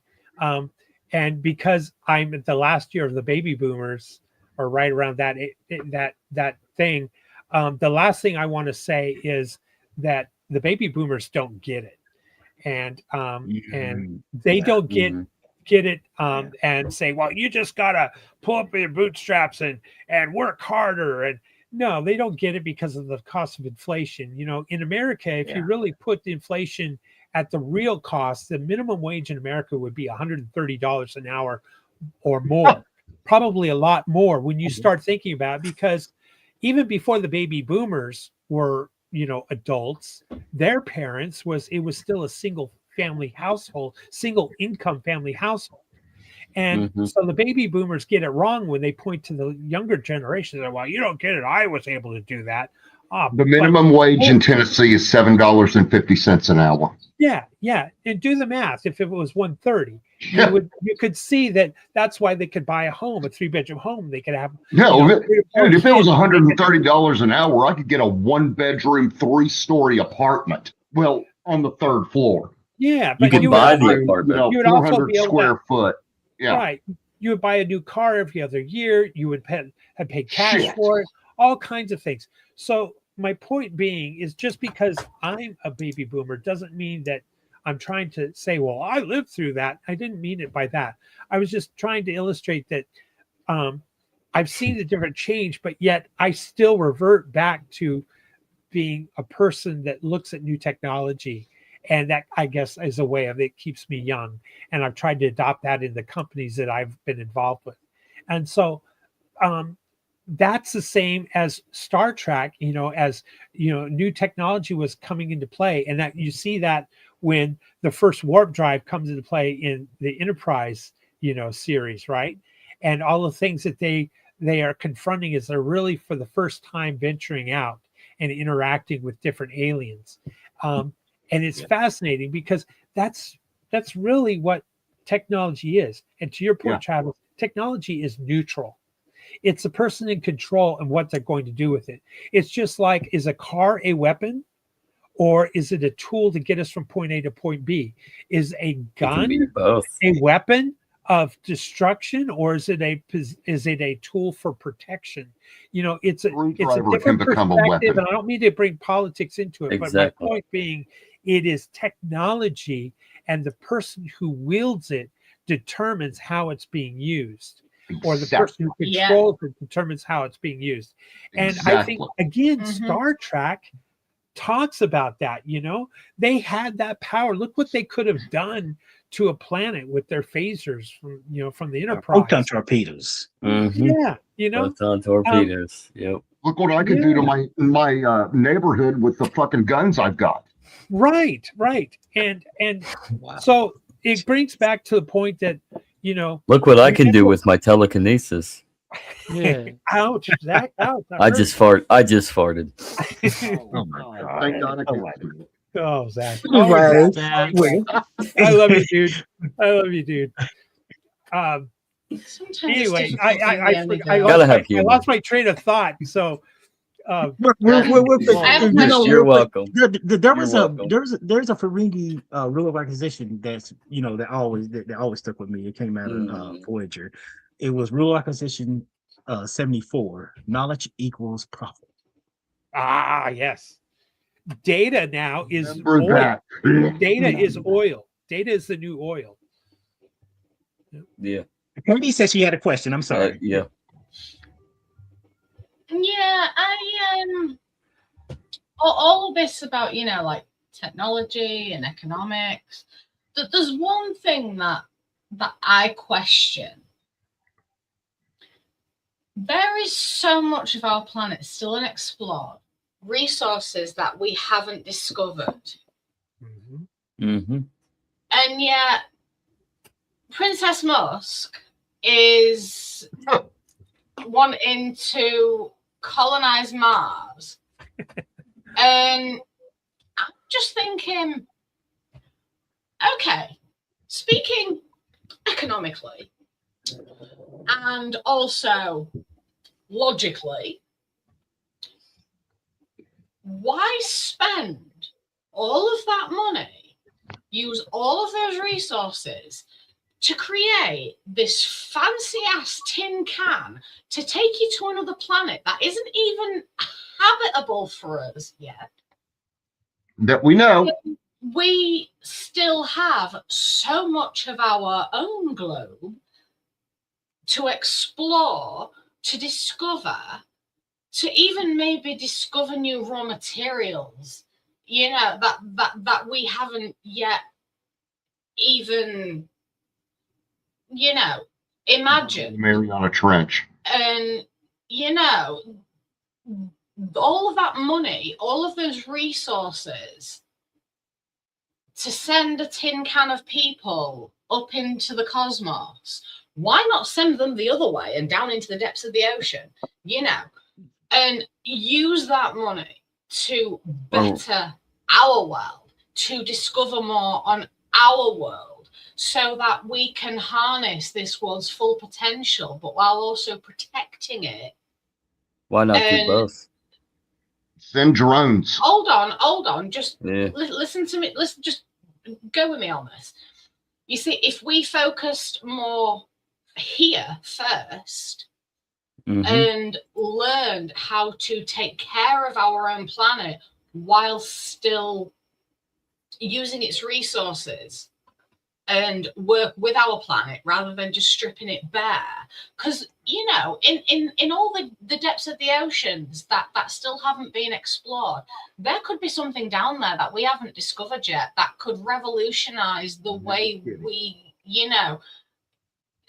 like soar towards the future. So why not focus our attention and our resources here before we consider going up there, and then any discoveries that are made here, and start actually taking care of the planet, then start exploring further out, and work together like that, because it may be more plausible to do it like that. It may also be more economically savvy to do it that way as well, because for all I care, just send Elon Musk to Mars and leave him there on his own. I don't mind that.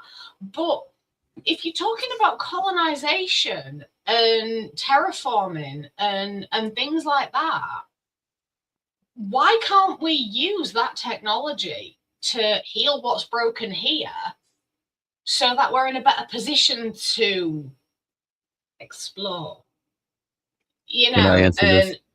Expand? Because what's the point in expanding if you're expanding from something already broken? I'll answer this real quick, actually.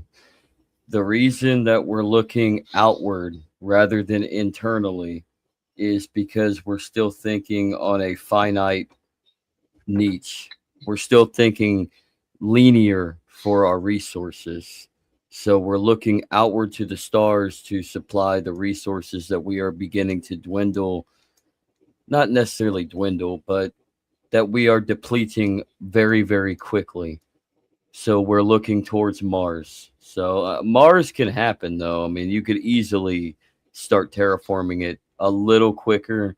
We don't have the capability, but you could start the natural inclination if you really wanted to. Or Zach, going back to the moon, going back to the moon, and as William said, harnessing asteroid, because asteroids in the asteroid are rich with a lot of different elements that we can use here. But we could, very we true. Could. But it's like I said, there could be stuff on our planet that we there could be, you know. But if I'm sorry, but if there is technology that can soon be invented or has already been invented but is being held back, you know, that is capable of terraforming another planet in order for us to colonize. Why can't we adapt? Why can't we adapt that technology to heal what we've broken here and to explore more and nurture what's here so that we're in a better position to nurture elsewhere? Arrogance, stubbornness, because we're pride. not. Exactly, Dave. And it all comes down to not only the arrogance and the pride, but it comes down to wanting to retain resources that we perceive we don't have on this planet, or we're dwindling it so fast that we're not going to have it, that we're on the fast track to go where we're probably not completely ready to go to yet. So that's the reason why we're looking towards Mars now, which we should look towards Mars as a future endeavor, but we should also be stewarding this planet as well and trying to figure out what have we untapped. I have a little bit different answer. I think, Zach, you mentioned it earlier, but why can't we do both? Yeah. But Elon has said oftentimes that we needed to get some part of humanity off this planet in the event there was a catastrophic event to save humanity. That's one. But number two, and this is my bigger point to say, understand or support what he's trying to do in some regard, is it's freedom of choice. It really comes down to individual freedom. If his choice, his freedom is, his self-determination is, he wants to build rocket ships and he wants to take us to, outer space and go further than any of the Apollo missions have gone, and maybe land a colony on Mars.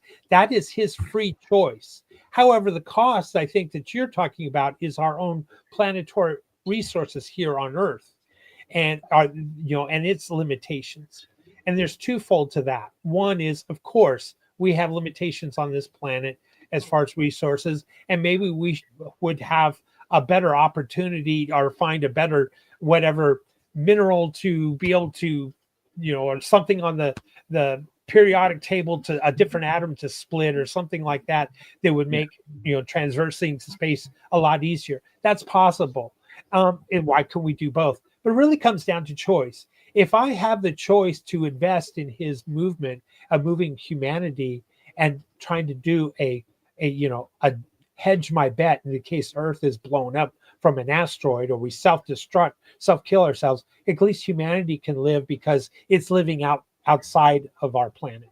And so it really comes down to the freedom point. I have a question. Maybe I choose a career path and you choose a different career path. It's really essentially the same thing. Yeah. Well, before you ask your question, Chris, I wanted to broach a question that was asked earlier in the chat. Okay. Yeah. Do that. If William was familiar with revaluation. That's a good question. is he or she referring to the revaluation of what? Of from a perspective of revaluating our assets, here, and I would say so. Shall we say resetting our currency back to zero, like we've seen other countries do, or add a zero or take away zeros? I don't know in what respect. Yeah, I should have tried to push it out earlier when they first asked the question, but everyone was just bam, bam, bam, bam, bam. I was like, okay, Sure, I'm just going to hold off on that. No, I get But from a hopefully Ryan is still here. So if he's here, he can kind of build on that question or pop in and ask it vocally. I lived in McAllen, Texas at one time, and I used to go back and forth to Mexico 3 or 4 times a week because we had facilities on both sides of the border, and so we dealt with currencies, very different currencies, and before our company really got should say was founded and moved and started exporting goods from the U.S. into Mexico. Mexico had just gone through their peso crisis and the devaluation, and it's basically stripping a zero, and so everything was repriced, if you will. It's kind of like if you closed the store and you changed all the prices, in the store by 1 0 or decimal point, and you also changed what everyone was paid by 1 decimal point, so it became uniform throughout the store and uniform throughout all the workers. So there is a potential of a revaluation. Usually that comes about in a crisis when you have a free fall. Your currency isn't inflation, hyperinflation. You see the Zimbabwe dollars with $1 trillion and it's got all the zeros, and people start burning the paper because it's cheaper to burn paper that's worthless to stay warm or to cook with. So wipe your ass with it that way. What was the other question, Dave? The other question was from Chris. Oh, yeah, I can't even remember. What were we talking about? We were talking about Elon Musk and should we go to Mars to Mars. Man, that dude goes to Mars. I hope he goes, because he's going to get scared the fuck out of his goddamn brain when he sees what's up there. There's a station. There's another space station on the moon. Call me crazy. Do what you want. These guys know. But yeah, we have space stations on Mars and the moon. And you ever seen the TR-3B? That's a pretty fucked up thing. Yeah, we've got 2 of them. So yeah, it's like the SR-71 of 2015. But I'm gonna push back on you, Chris. We never went to the moon, and the Earth is flat. Oh, I have a very valid it's not argument true. for that. It's not true. The Earth is the form of a football. It's a football. I have a very valid argument. It's a hot dog. Go ahead, Katie. No, I have a very valid argument for anyone who says the Earth is flat. If the Earth was flat, cats would have pushed everything off it by now. Yep. That is absolutely true. But also, that's a nice segue onto my question. You were saying about one of the reasons why Elon wants to colonize Mars is to potentially save humanity in case of a catastrophic event. Is he planning on saving flora and fauna from Earth as well, alongside humanity? Because that's just as important as humanity itself. You'd have to ask him that. I don't know, but I would hope so. There's a lot of things that are going, for us and against us in that realm. Here's a little bit of a black pill. Maybe it would be maybe a white pill for Mother Earth, right? But our population decline is certainly going to become an issue. And I will make an argument, this for a whole nother show, but I'd make an argument that China never had 1 billion people. It was actually a psyop. And so they don't have 1.4 billion people. India passed 1 billion people. I believe their population numbers. But the Western world's population is declining. And look at Japan and North Korea, or South Korea. Their birth rates are dismal. 0.77 for South Korea. Yeah. And so that society is not going to exist anymore. Unless they too much to have a goddamn baby. Yeah. And a lot of the Western world, is demographically changing. I don't want to get into politics about immigration or anything of that thing, or migration, whatever you want to call it. But let's just say that, blue eyes and red hair is also some point in humanity probably going to become extinct. So it's just, so if there's less people on the world, there's maybe less people consuming, right? Mm-hmm. And so that maybe our resources have a longer lifespan because there's less of us. That's potential. Exactly. Yeah. Well, thus Fallout. Sorry. Fallout. Yeah. Yeah. I disagree. I don't want Fallout. I want Far Cry 4 to be exact. I want to run my own militant, zealous. You can do that in Fallout too, But the thing is, you have nukes. Yeah, but you have nukes. Well, you had nukes in Fallout. I wanted to be in this world. I don't want the nukes yet. No, God, no. Yeah, I actually have one question. I'll make up an answer. In your opinion, with the way we're going, like as is now, like the status quo, what is a realistic timeline for you as to when we could achieve Gene Roddenberry's dream? Oof. Mm-hmm. I'm going to answer in two ways. Sooner than you think, because a post-labor economic model or economy could be forced on us by as early as 2035. And we will know this within 1 or 2 years from now. And we will know this. So that is where so then the next time frame, how fast will we transition from a post-labor economic economy to a post-scarcity? And post-scarcity is again defined as we don't have a hunt and a fight and an ongoing need for more resources. AI has tackled the ability to generate energy in a safe manner, in a safe way. We certainly won't be on the petrodollar. We certainly won't be consuming a lot of other natural resources. And like I said, a lot of resources will move beyond outside of Earth.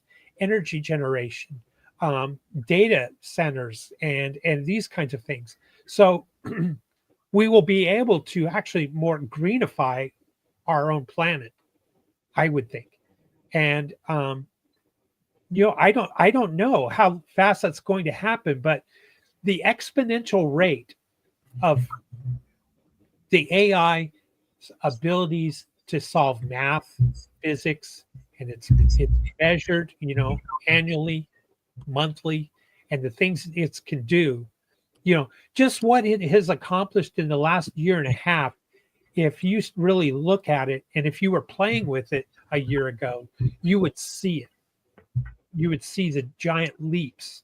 And let me put it another way, because I don't honestly know your answer, Kat. No, I was just wondering what you think would be like a realistic time frame like for a natural progression, nothing forced or anything like that, like a natural progression from where we are now to the dream that Gene Roddenberry envisioned. What do you think is? Don't forget, Katie, that it took a nuclear war to make that happen in the Star Trek universe. That's true. That's true. Yes, good point. It did. Very true. It did. Good point. Let me put one other quick perspective for you. For $300 a month, you could have the highest level of grok. And at the highest level of grok, it would mean that for $300 a month, it would be like, let's say that I had a large, giant table in my dining room, and every chair had every science, was every chair at my dining room table, and each chair was a high-level PhD, at the highest level at Oxford or Harvard or Stanford, wherever, understanding of that science. So each chair for $300 a month, I can basically have that high-level grok or AI in my living room or my dining room. And corporations are doing that right now. Rather than, and this is another thing, universities are very compartmentalized. There, Dave. Universities, the geology department doesn't really interact too much with the, astrophysicists or whatever, where there are connections. Where AI, there is no, they might interact in the break room or at the Christmas dinner or something like that, but they don't interact, frequently, and they're not sharing data or are able to read all of those papers immediately and find those links and connections like AI can. So with corporations, and they're doing it now, are paying top dollar, even far more than what I'm describing.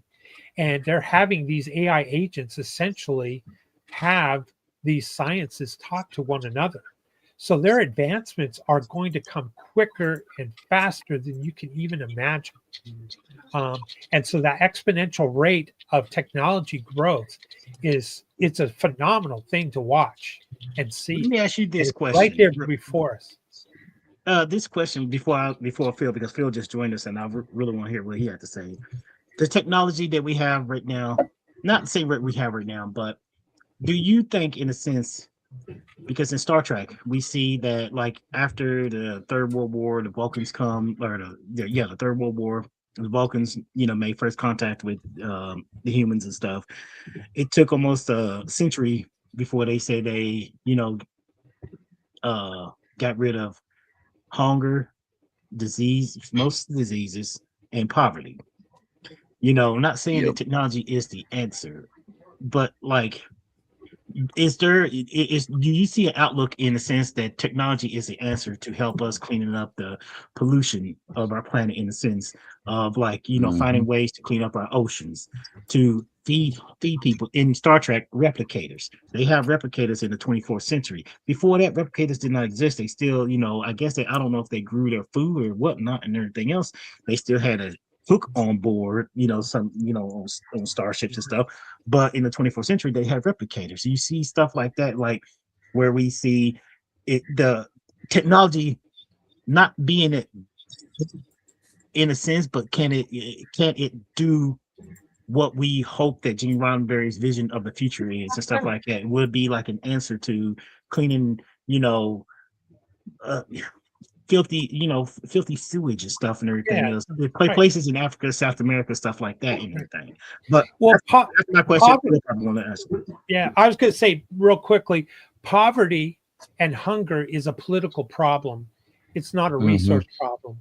It's not a resource of getting those resources to the individuals. It's a political choice. Now, as far as cleanup goes, it's a political choice or an economic choice, as so much as the greed factor is it worth my while to create a company to go clean the oceans or not? And where AI, now we could maybe, in a form of abundance, we have AI automation and robotics that would go down there, and humans don't have to do it. So it's faster, better, cheaper, safer to do these things. And that is likely and highly probable.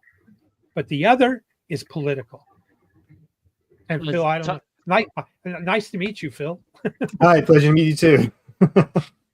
I'm from Canada. Hey, I love hockey. Oh, that's my sport. That's my sport. For what it's worth. Living in Texas, I don't get to see it anymore.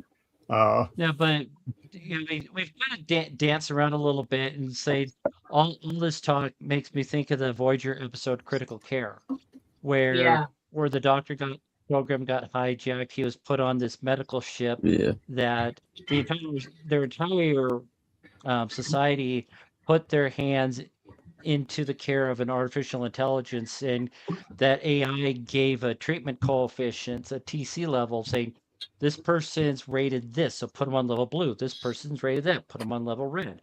And it's saying it pretty much puts everyone at a number. It doesn't give a rat's patootie on how sick they are. And I love that episode. We talked about it a while back. Yeah, we talked about that episode a while back, which the allocator was voiced by William Daniels, who did Kit and Knight Rider, which that's a totally different AI there. Really? Wow. Yep.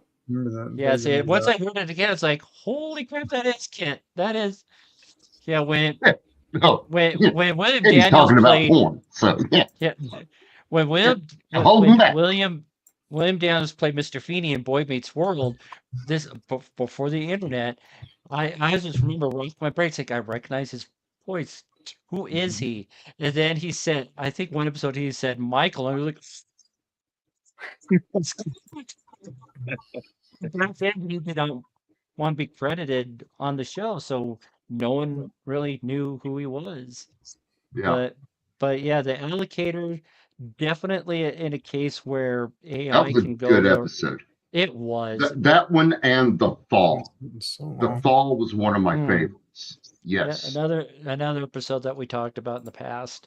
Nice. But yeah, the allocator. Phil joined us late. I want to because he's he came in late and everything else, and I'm sure he probably want to speak to William and stuff. Believe it or not, Phil, William said TOS because he saw TOS when he was young. Mm-hmm. He enjoyed. We backstage talking about like some of our memorable episodes, his memorable episodes from TOS and everything. How it got and.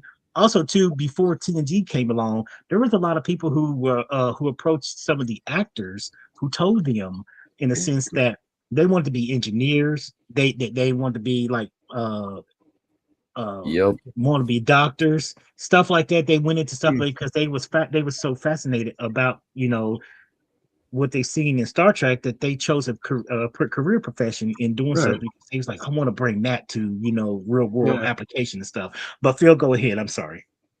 No worries. I thanks so much, because I do have after this, I'm already really late too. I'm doing a live stream after this myself, so but strangely I wanted to actually talk about how AI is affecting the art industry.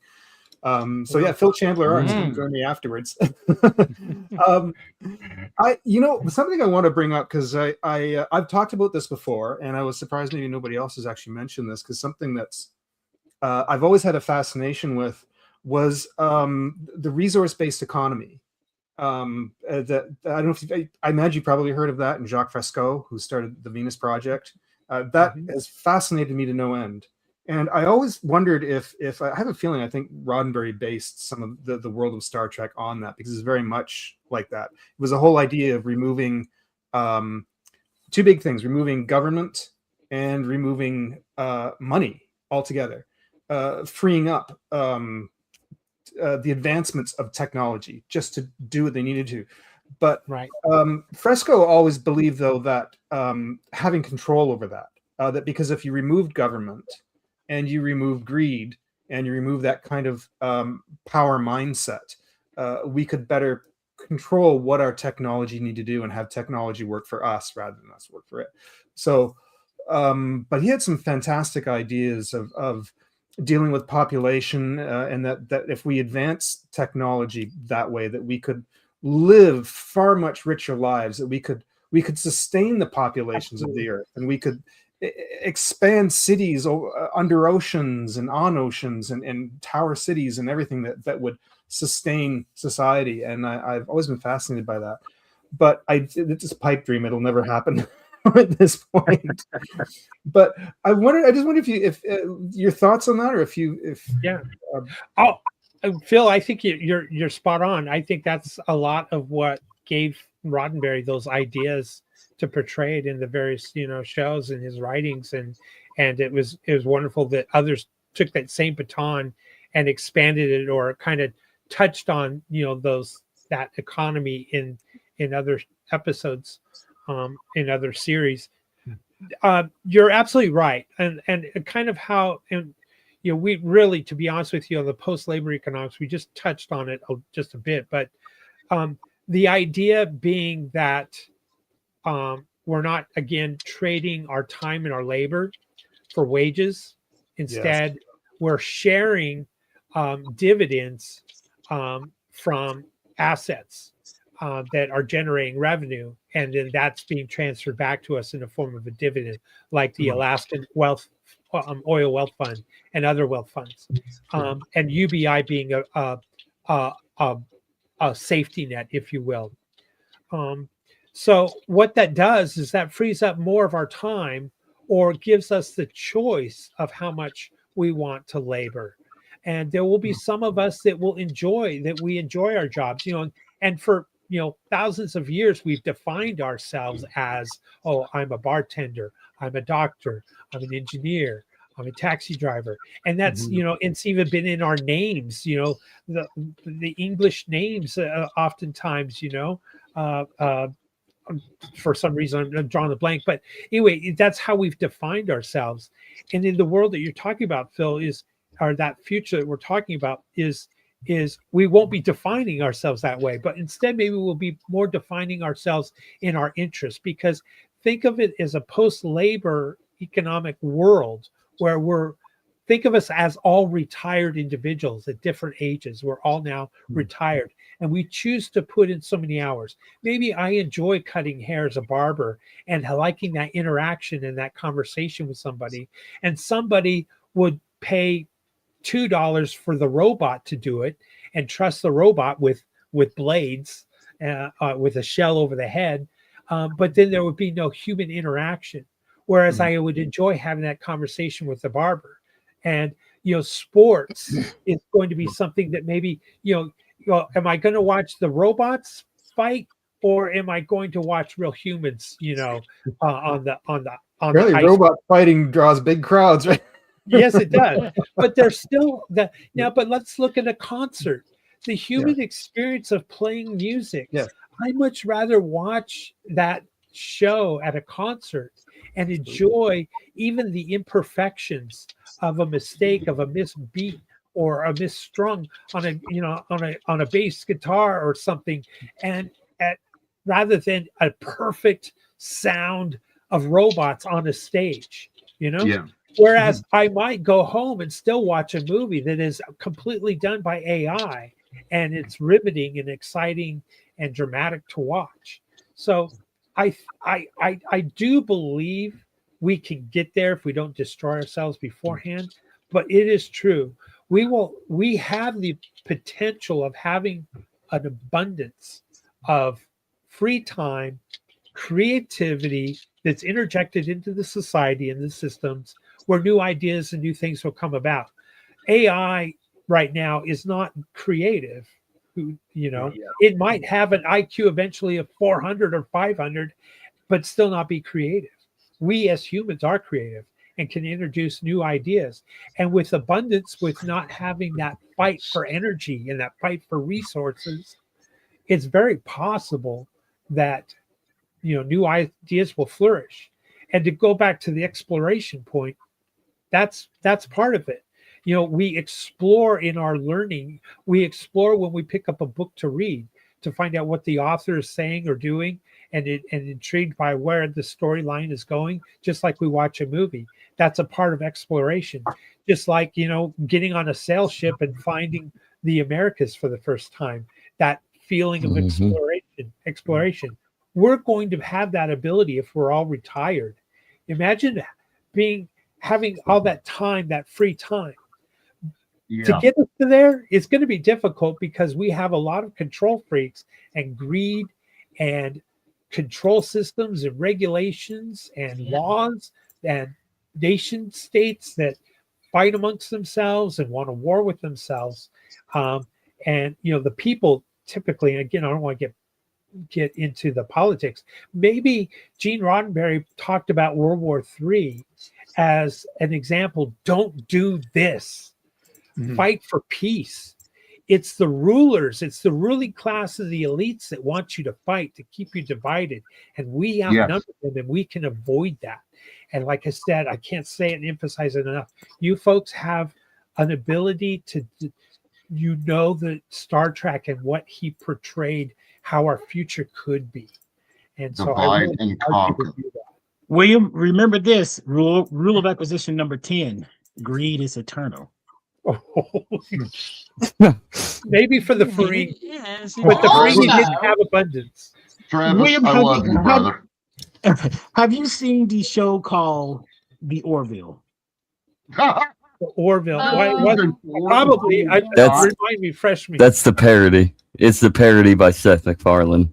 Season 4 is being shot right now. Family Guy. It has 3 seasons. It has 3 seasons. And let me tell you. No, I have not. Is it only 3? Well, I think there are 3 seasons. Yes, where everybody been wanting the 4th season, they just waiting for Disney to greenlight it. But to me, from what I'm just hearing from how from you, William, I think you will really take interest in, because they do a lot of. There's some messages behind certain episodes especially in season 3, but. The Orville does have such a, it's kind of comic-y, but there is a really good messaging too.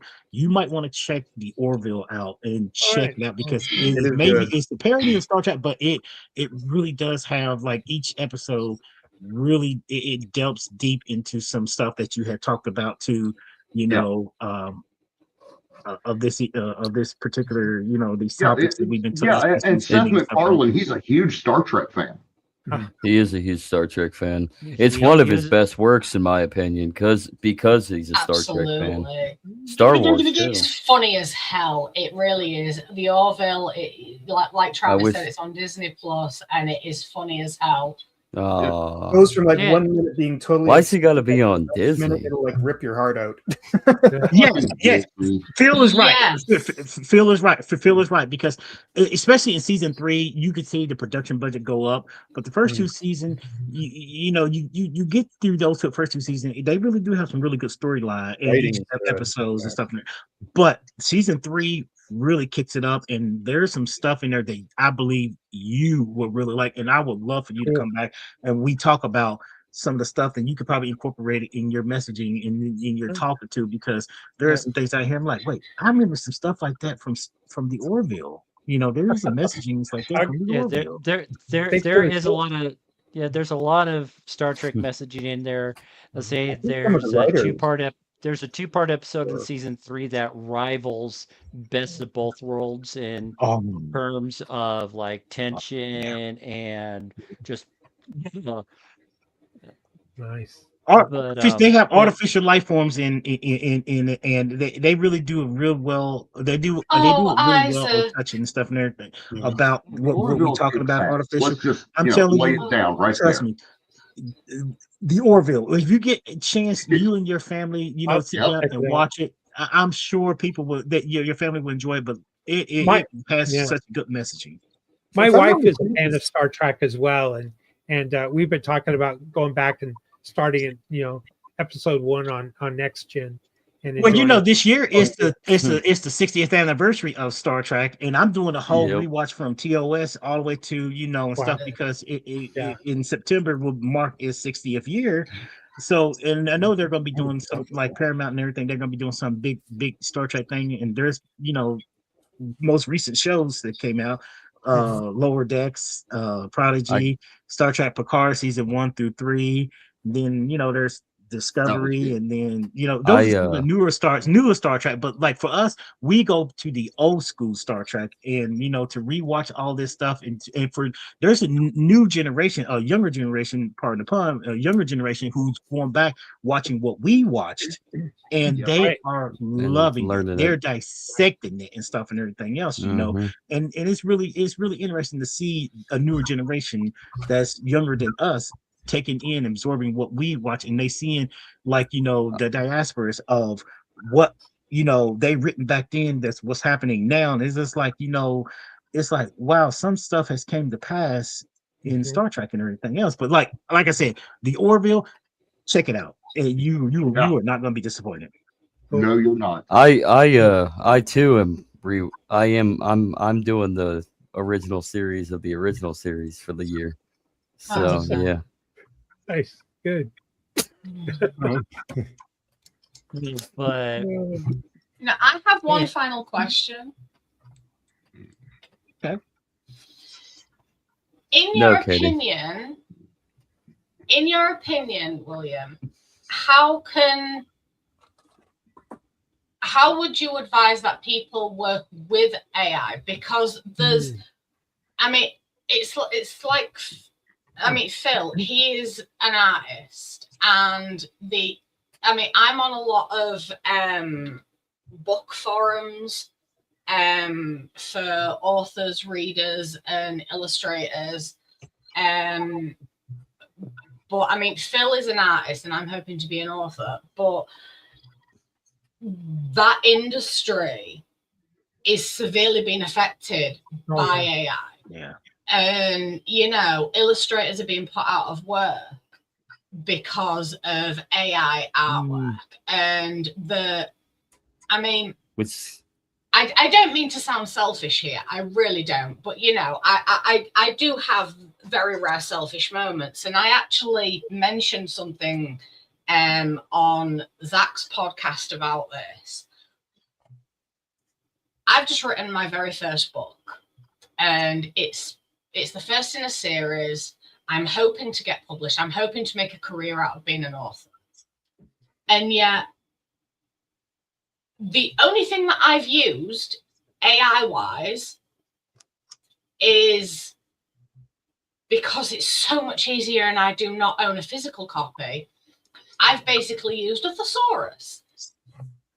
Like other phrases that mean this, and just to expand the vocabulary a little bit, especially when I can't brain and form words. But there's people out there, and same with illustrations as well, that use AI to create these artworks and to create these novels, these works of literature, and they barely change a thing in it. Now, it's one thing to use like things like ChatGPT and things like that. It's one thing to, do you know when you know exactly what you want to say and it's on the tip of your tongue, but you just can't get the words out and you keep getting fulled up? It's one thing to use something like ChatGPT to help you discover those words, and then you just like, oh no, that's not what I meant, but that's just given me an idea.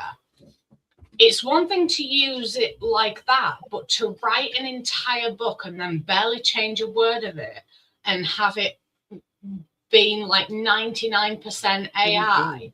Me, myself, and I consider that as cheating and abuse of technology, because there are people out there like myself who spend hours and months and years putting all this effort in, this brain power, human brain power, human emotion, human everything into our work. And yet there's people out there who are abusing this AI to make money. And it's the same with illustrations as well. Now, okay, fair enough. You've got digital art, grifters, but that is still your creation. You are still using that tablet. You are still using your own hand, and But just to fully create something by AI, how could we prevent it from being abused and used like that? When you talk about authenticity, you're talking about the authenticity Yes. of just give credit where credit is due. Well, yeah, because if I was to create my series of books by AI, just by typing certain key phrases and ideas into something like ChatGPT, and it was to write my books, I would be a liar if I took credit for that. Yes, the idea came from me, but I'd be lying if I said that I wrote that series of books. That would, in my eyes, be an abuse of technology, an abuse of something that is there to guide and help. So how could we prevent that? How could we work with the AI rather than be pitted against it? I think there's two things. Travis, you nailed it too on the authenticity. Remember the example I gave of the bartender or the barber? People are going to choose, I want human interaction. I want to read something that is human and not AI. And as jobs get replaced and more people become unemployed and struggling, there's going to be a lot of anger that's going to gravitate towards the AI, and they're going to want to rise up, and they're going to go to the streets because of the pain, the suffering of the lack of income, right? And there are going to be those that are going to say, I refuse to read anything that is AI or watch anything that is AI. And that's going to be the sub-market or the subset market. And I that now this is just my personal opinion, but it seems like a logical step. Now, eventually, as we age and the youth come in, they're adopting new technology and they'll adopt the AI, and they're going to go for the $2 haircut with the AI robot and not the $15 haircut or $100 haircut, or more like $100, $150 haircut, and have that human interaction. But someone who has experienced the human interaction with their barber and not worried that their hair didn't come out exactly perfect like the AI did, could make it, they're going to want that human interaction. They're going to want that authenticity. They want that human touch, like the concert that you go to. And we're going to see where, it's a multi-billion-dollar business right now, today, and it's expected to grow 2x, 3x in the next few years, is AI detection. And that has to do with, Phil, like in the creative space of image making and video making. And it's often called AI slop. And people are calling it out. This is AI slop. And there are other people that are getting tricked. Oh, that poor grandmother, they just got knocked over by that, little bird or whatever. And it was an AI video. Or this image, is it real or is it AI? And if they find out that AI detection models and humans are determining, not AI determining AI, but humans are determining what is AI, what's real, what's human, then there is going to be a marketplace for that, I believe. And there's going to be a marketplace in the detection, and there's going to be a marketplace of, I'm going to subscribe to human authors and not AI authors. Or it's going to go through an AI and someone's going to say, I just want to read the summary of the book. And AI is going to summarize the book. Intellectual property, that's a whole nother can of worms. And I don't know how Gene Roddenberry handled that in Star Trek. But people will appreciate human creativity because I still think that AI creativity is just not there. And it's easier to spot, especially in the art world. But eventually it's going to be harder to discern between the two. What it is, the human is tangible. The tangibility of, us, it's tangible. That's, what AI to me, AI would never replace the tangibility of what we as flesh and blood creatures can do for one another and create art, music, just things that are painting, beauty, like Leonardo da Vinci. He was an alien. He couldn't have been real. He was amazing. But I'm sorry. Go ahead. Somebody was speaking. Yeah, I think Phil was. Oh, just really briefly, I was going to mention I don't know fully how AI works. I've always said that AI is actually not really true AI just yet. I don't think it's there yet. But when people when we're seeing AI created art, and there are artists coming forward and saying, I'm seeing a piece of my work in that. I'm seeing my signature at the bottom of that piece. Something's not right. I don't know if this thing is lifting pieces off the internet or what, but it's not making anything original yet. No. So yeah, you're absolutely right. But let me argue this. Now we're talking about intellectual property or IP. Let me argue a different perspective on IP. We have all learned something, and it's being stacked. And and we all have a fingerprint or a signature in our writing, in our linguistics, in our vocabulary, in our handling of a paintbrush or whatever. And that's the signature, I think, that you're talking about, Phil. Some are arguing that there is no intellectual property. And intellectual property was a way to prevent theft, to validate authenticity, to give something of more value because it's authentic versus a replica. And I used to be one of those people. Yeah. And it takes it to the next level and says, now I'm going to blow your mind. What if there is no IP? What if there is no intellectual property? Because everything that you learned and you did is a subset of everything else that you've learned from and just added to it or tweaked it or changed it and added your fingerprint on top of another fingerprint. I'm not saying that that's what it is or that's what AI is or anything, but I can tell you that there is a huge, this is another place where AI is going to have a stumbling block in the IP world. There are authors right now that are suing because their AI is being, I can pull up their book, but they never received any royalty. How did the AI get that copy of that book for me to read or summarize? And the author didn't get credit for it.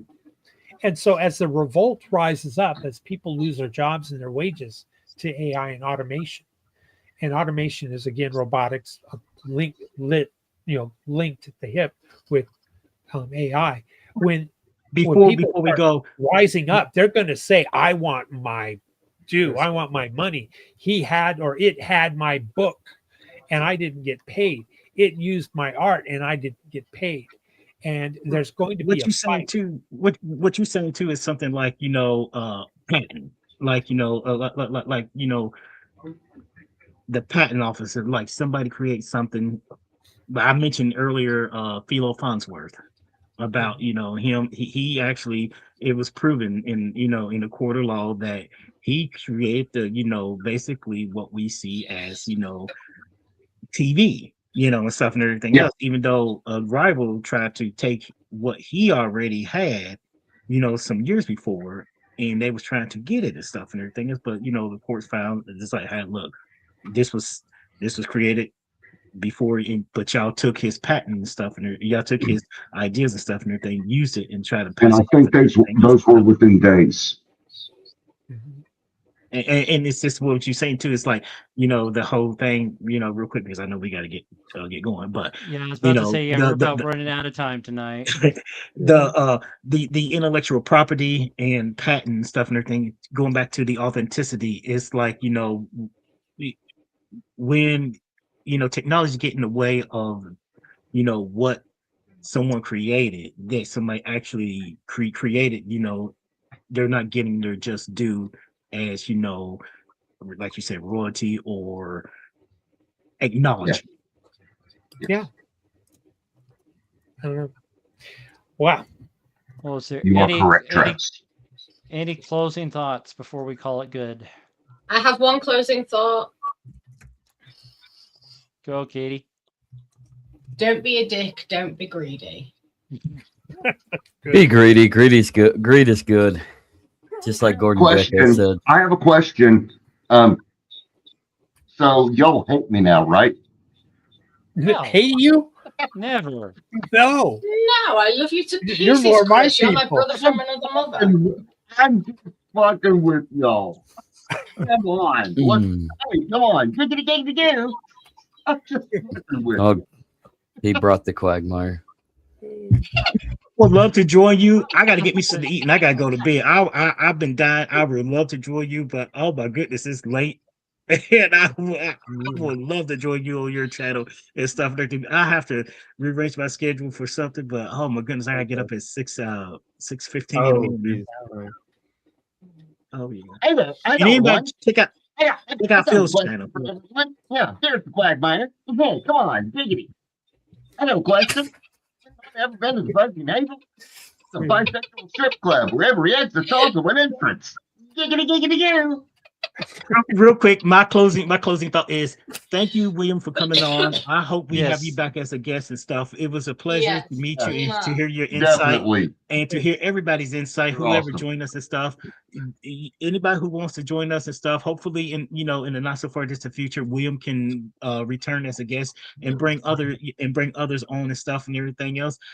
Zach, thank you for introducing him to us and stuff. And absolutely, likewise. We appreciate everybody who attend and all.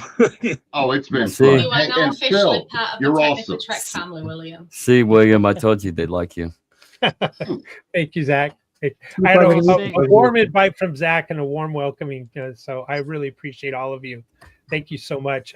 We got turbulent times. We have turbulent times ahead of us, but we have a picture of a future that Gene Roddenberry wrote and dreamed of and presented on the screen for us all to, point to, use it as a target, and help everyone march that direction. Well, what did he call it? Absolutely. A wagon train to the stars? Yeah. Something like that. Yeah, wagon train to the stars. So, thank you so much, everybody. I appreciate it. You're right. Come back anytime, darling. Yeah, anyone that's on and check out Phil. Phil. Phil seems awesome. I'm going to talk a little bit more about 5 minutes. So feel free to hop on over. Yeah, and if you want to hear and see more William, every Thursdays at 11 a.m. Eastern is World Blockchain Roundtable. So look it up on the Dragon Chain and everywhere else on YouTube and X. Yeah, is it I will, but I'm not up at that. Yeah. I'm a night owl, dude, but I will definitely look for that. Just you'll figure it out. Come on. Yeah, and I'm more than happy to talk about this subject with anyone, anywhere, at any time. So I'm on late night. It's something that's interesting to me, and so I keep tabs on it and follow it. So but feel free to reach out to me. You know a lot more about it than I do. I'll tell you that right now. Thank you. Thank you. Well, let's say before we all drop off, I do got to give a heads up for next week's episode. It's going to be another big one because we've got the series premiere of Star Trek Starfleet Academy. They're going to be doing two episodes. So I think that they are saying that the episodes are entitled "Kids These Days" and "Beta Test." Hey, that blonde chick's pretty hot. Yeah. I'm confused. Are they all Klingons? No. Just the guy on the left. Okay. You're really long. No, but no giggity. But they do have a Klingon Jim Hadar hybrid, so that's going to be interesting how they explain that. But it's been 700 years. Anyone that's online, when we close the chat and saying the chat can still go on backstage should you desire to stick around for a few extra minutes, but I'll be around. Don't worry. Until next week, hailing frequencies are closed. May spot all of you. And prosper, my friends.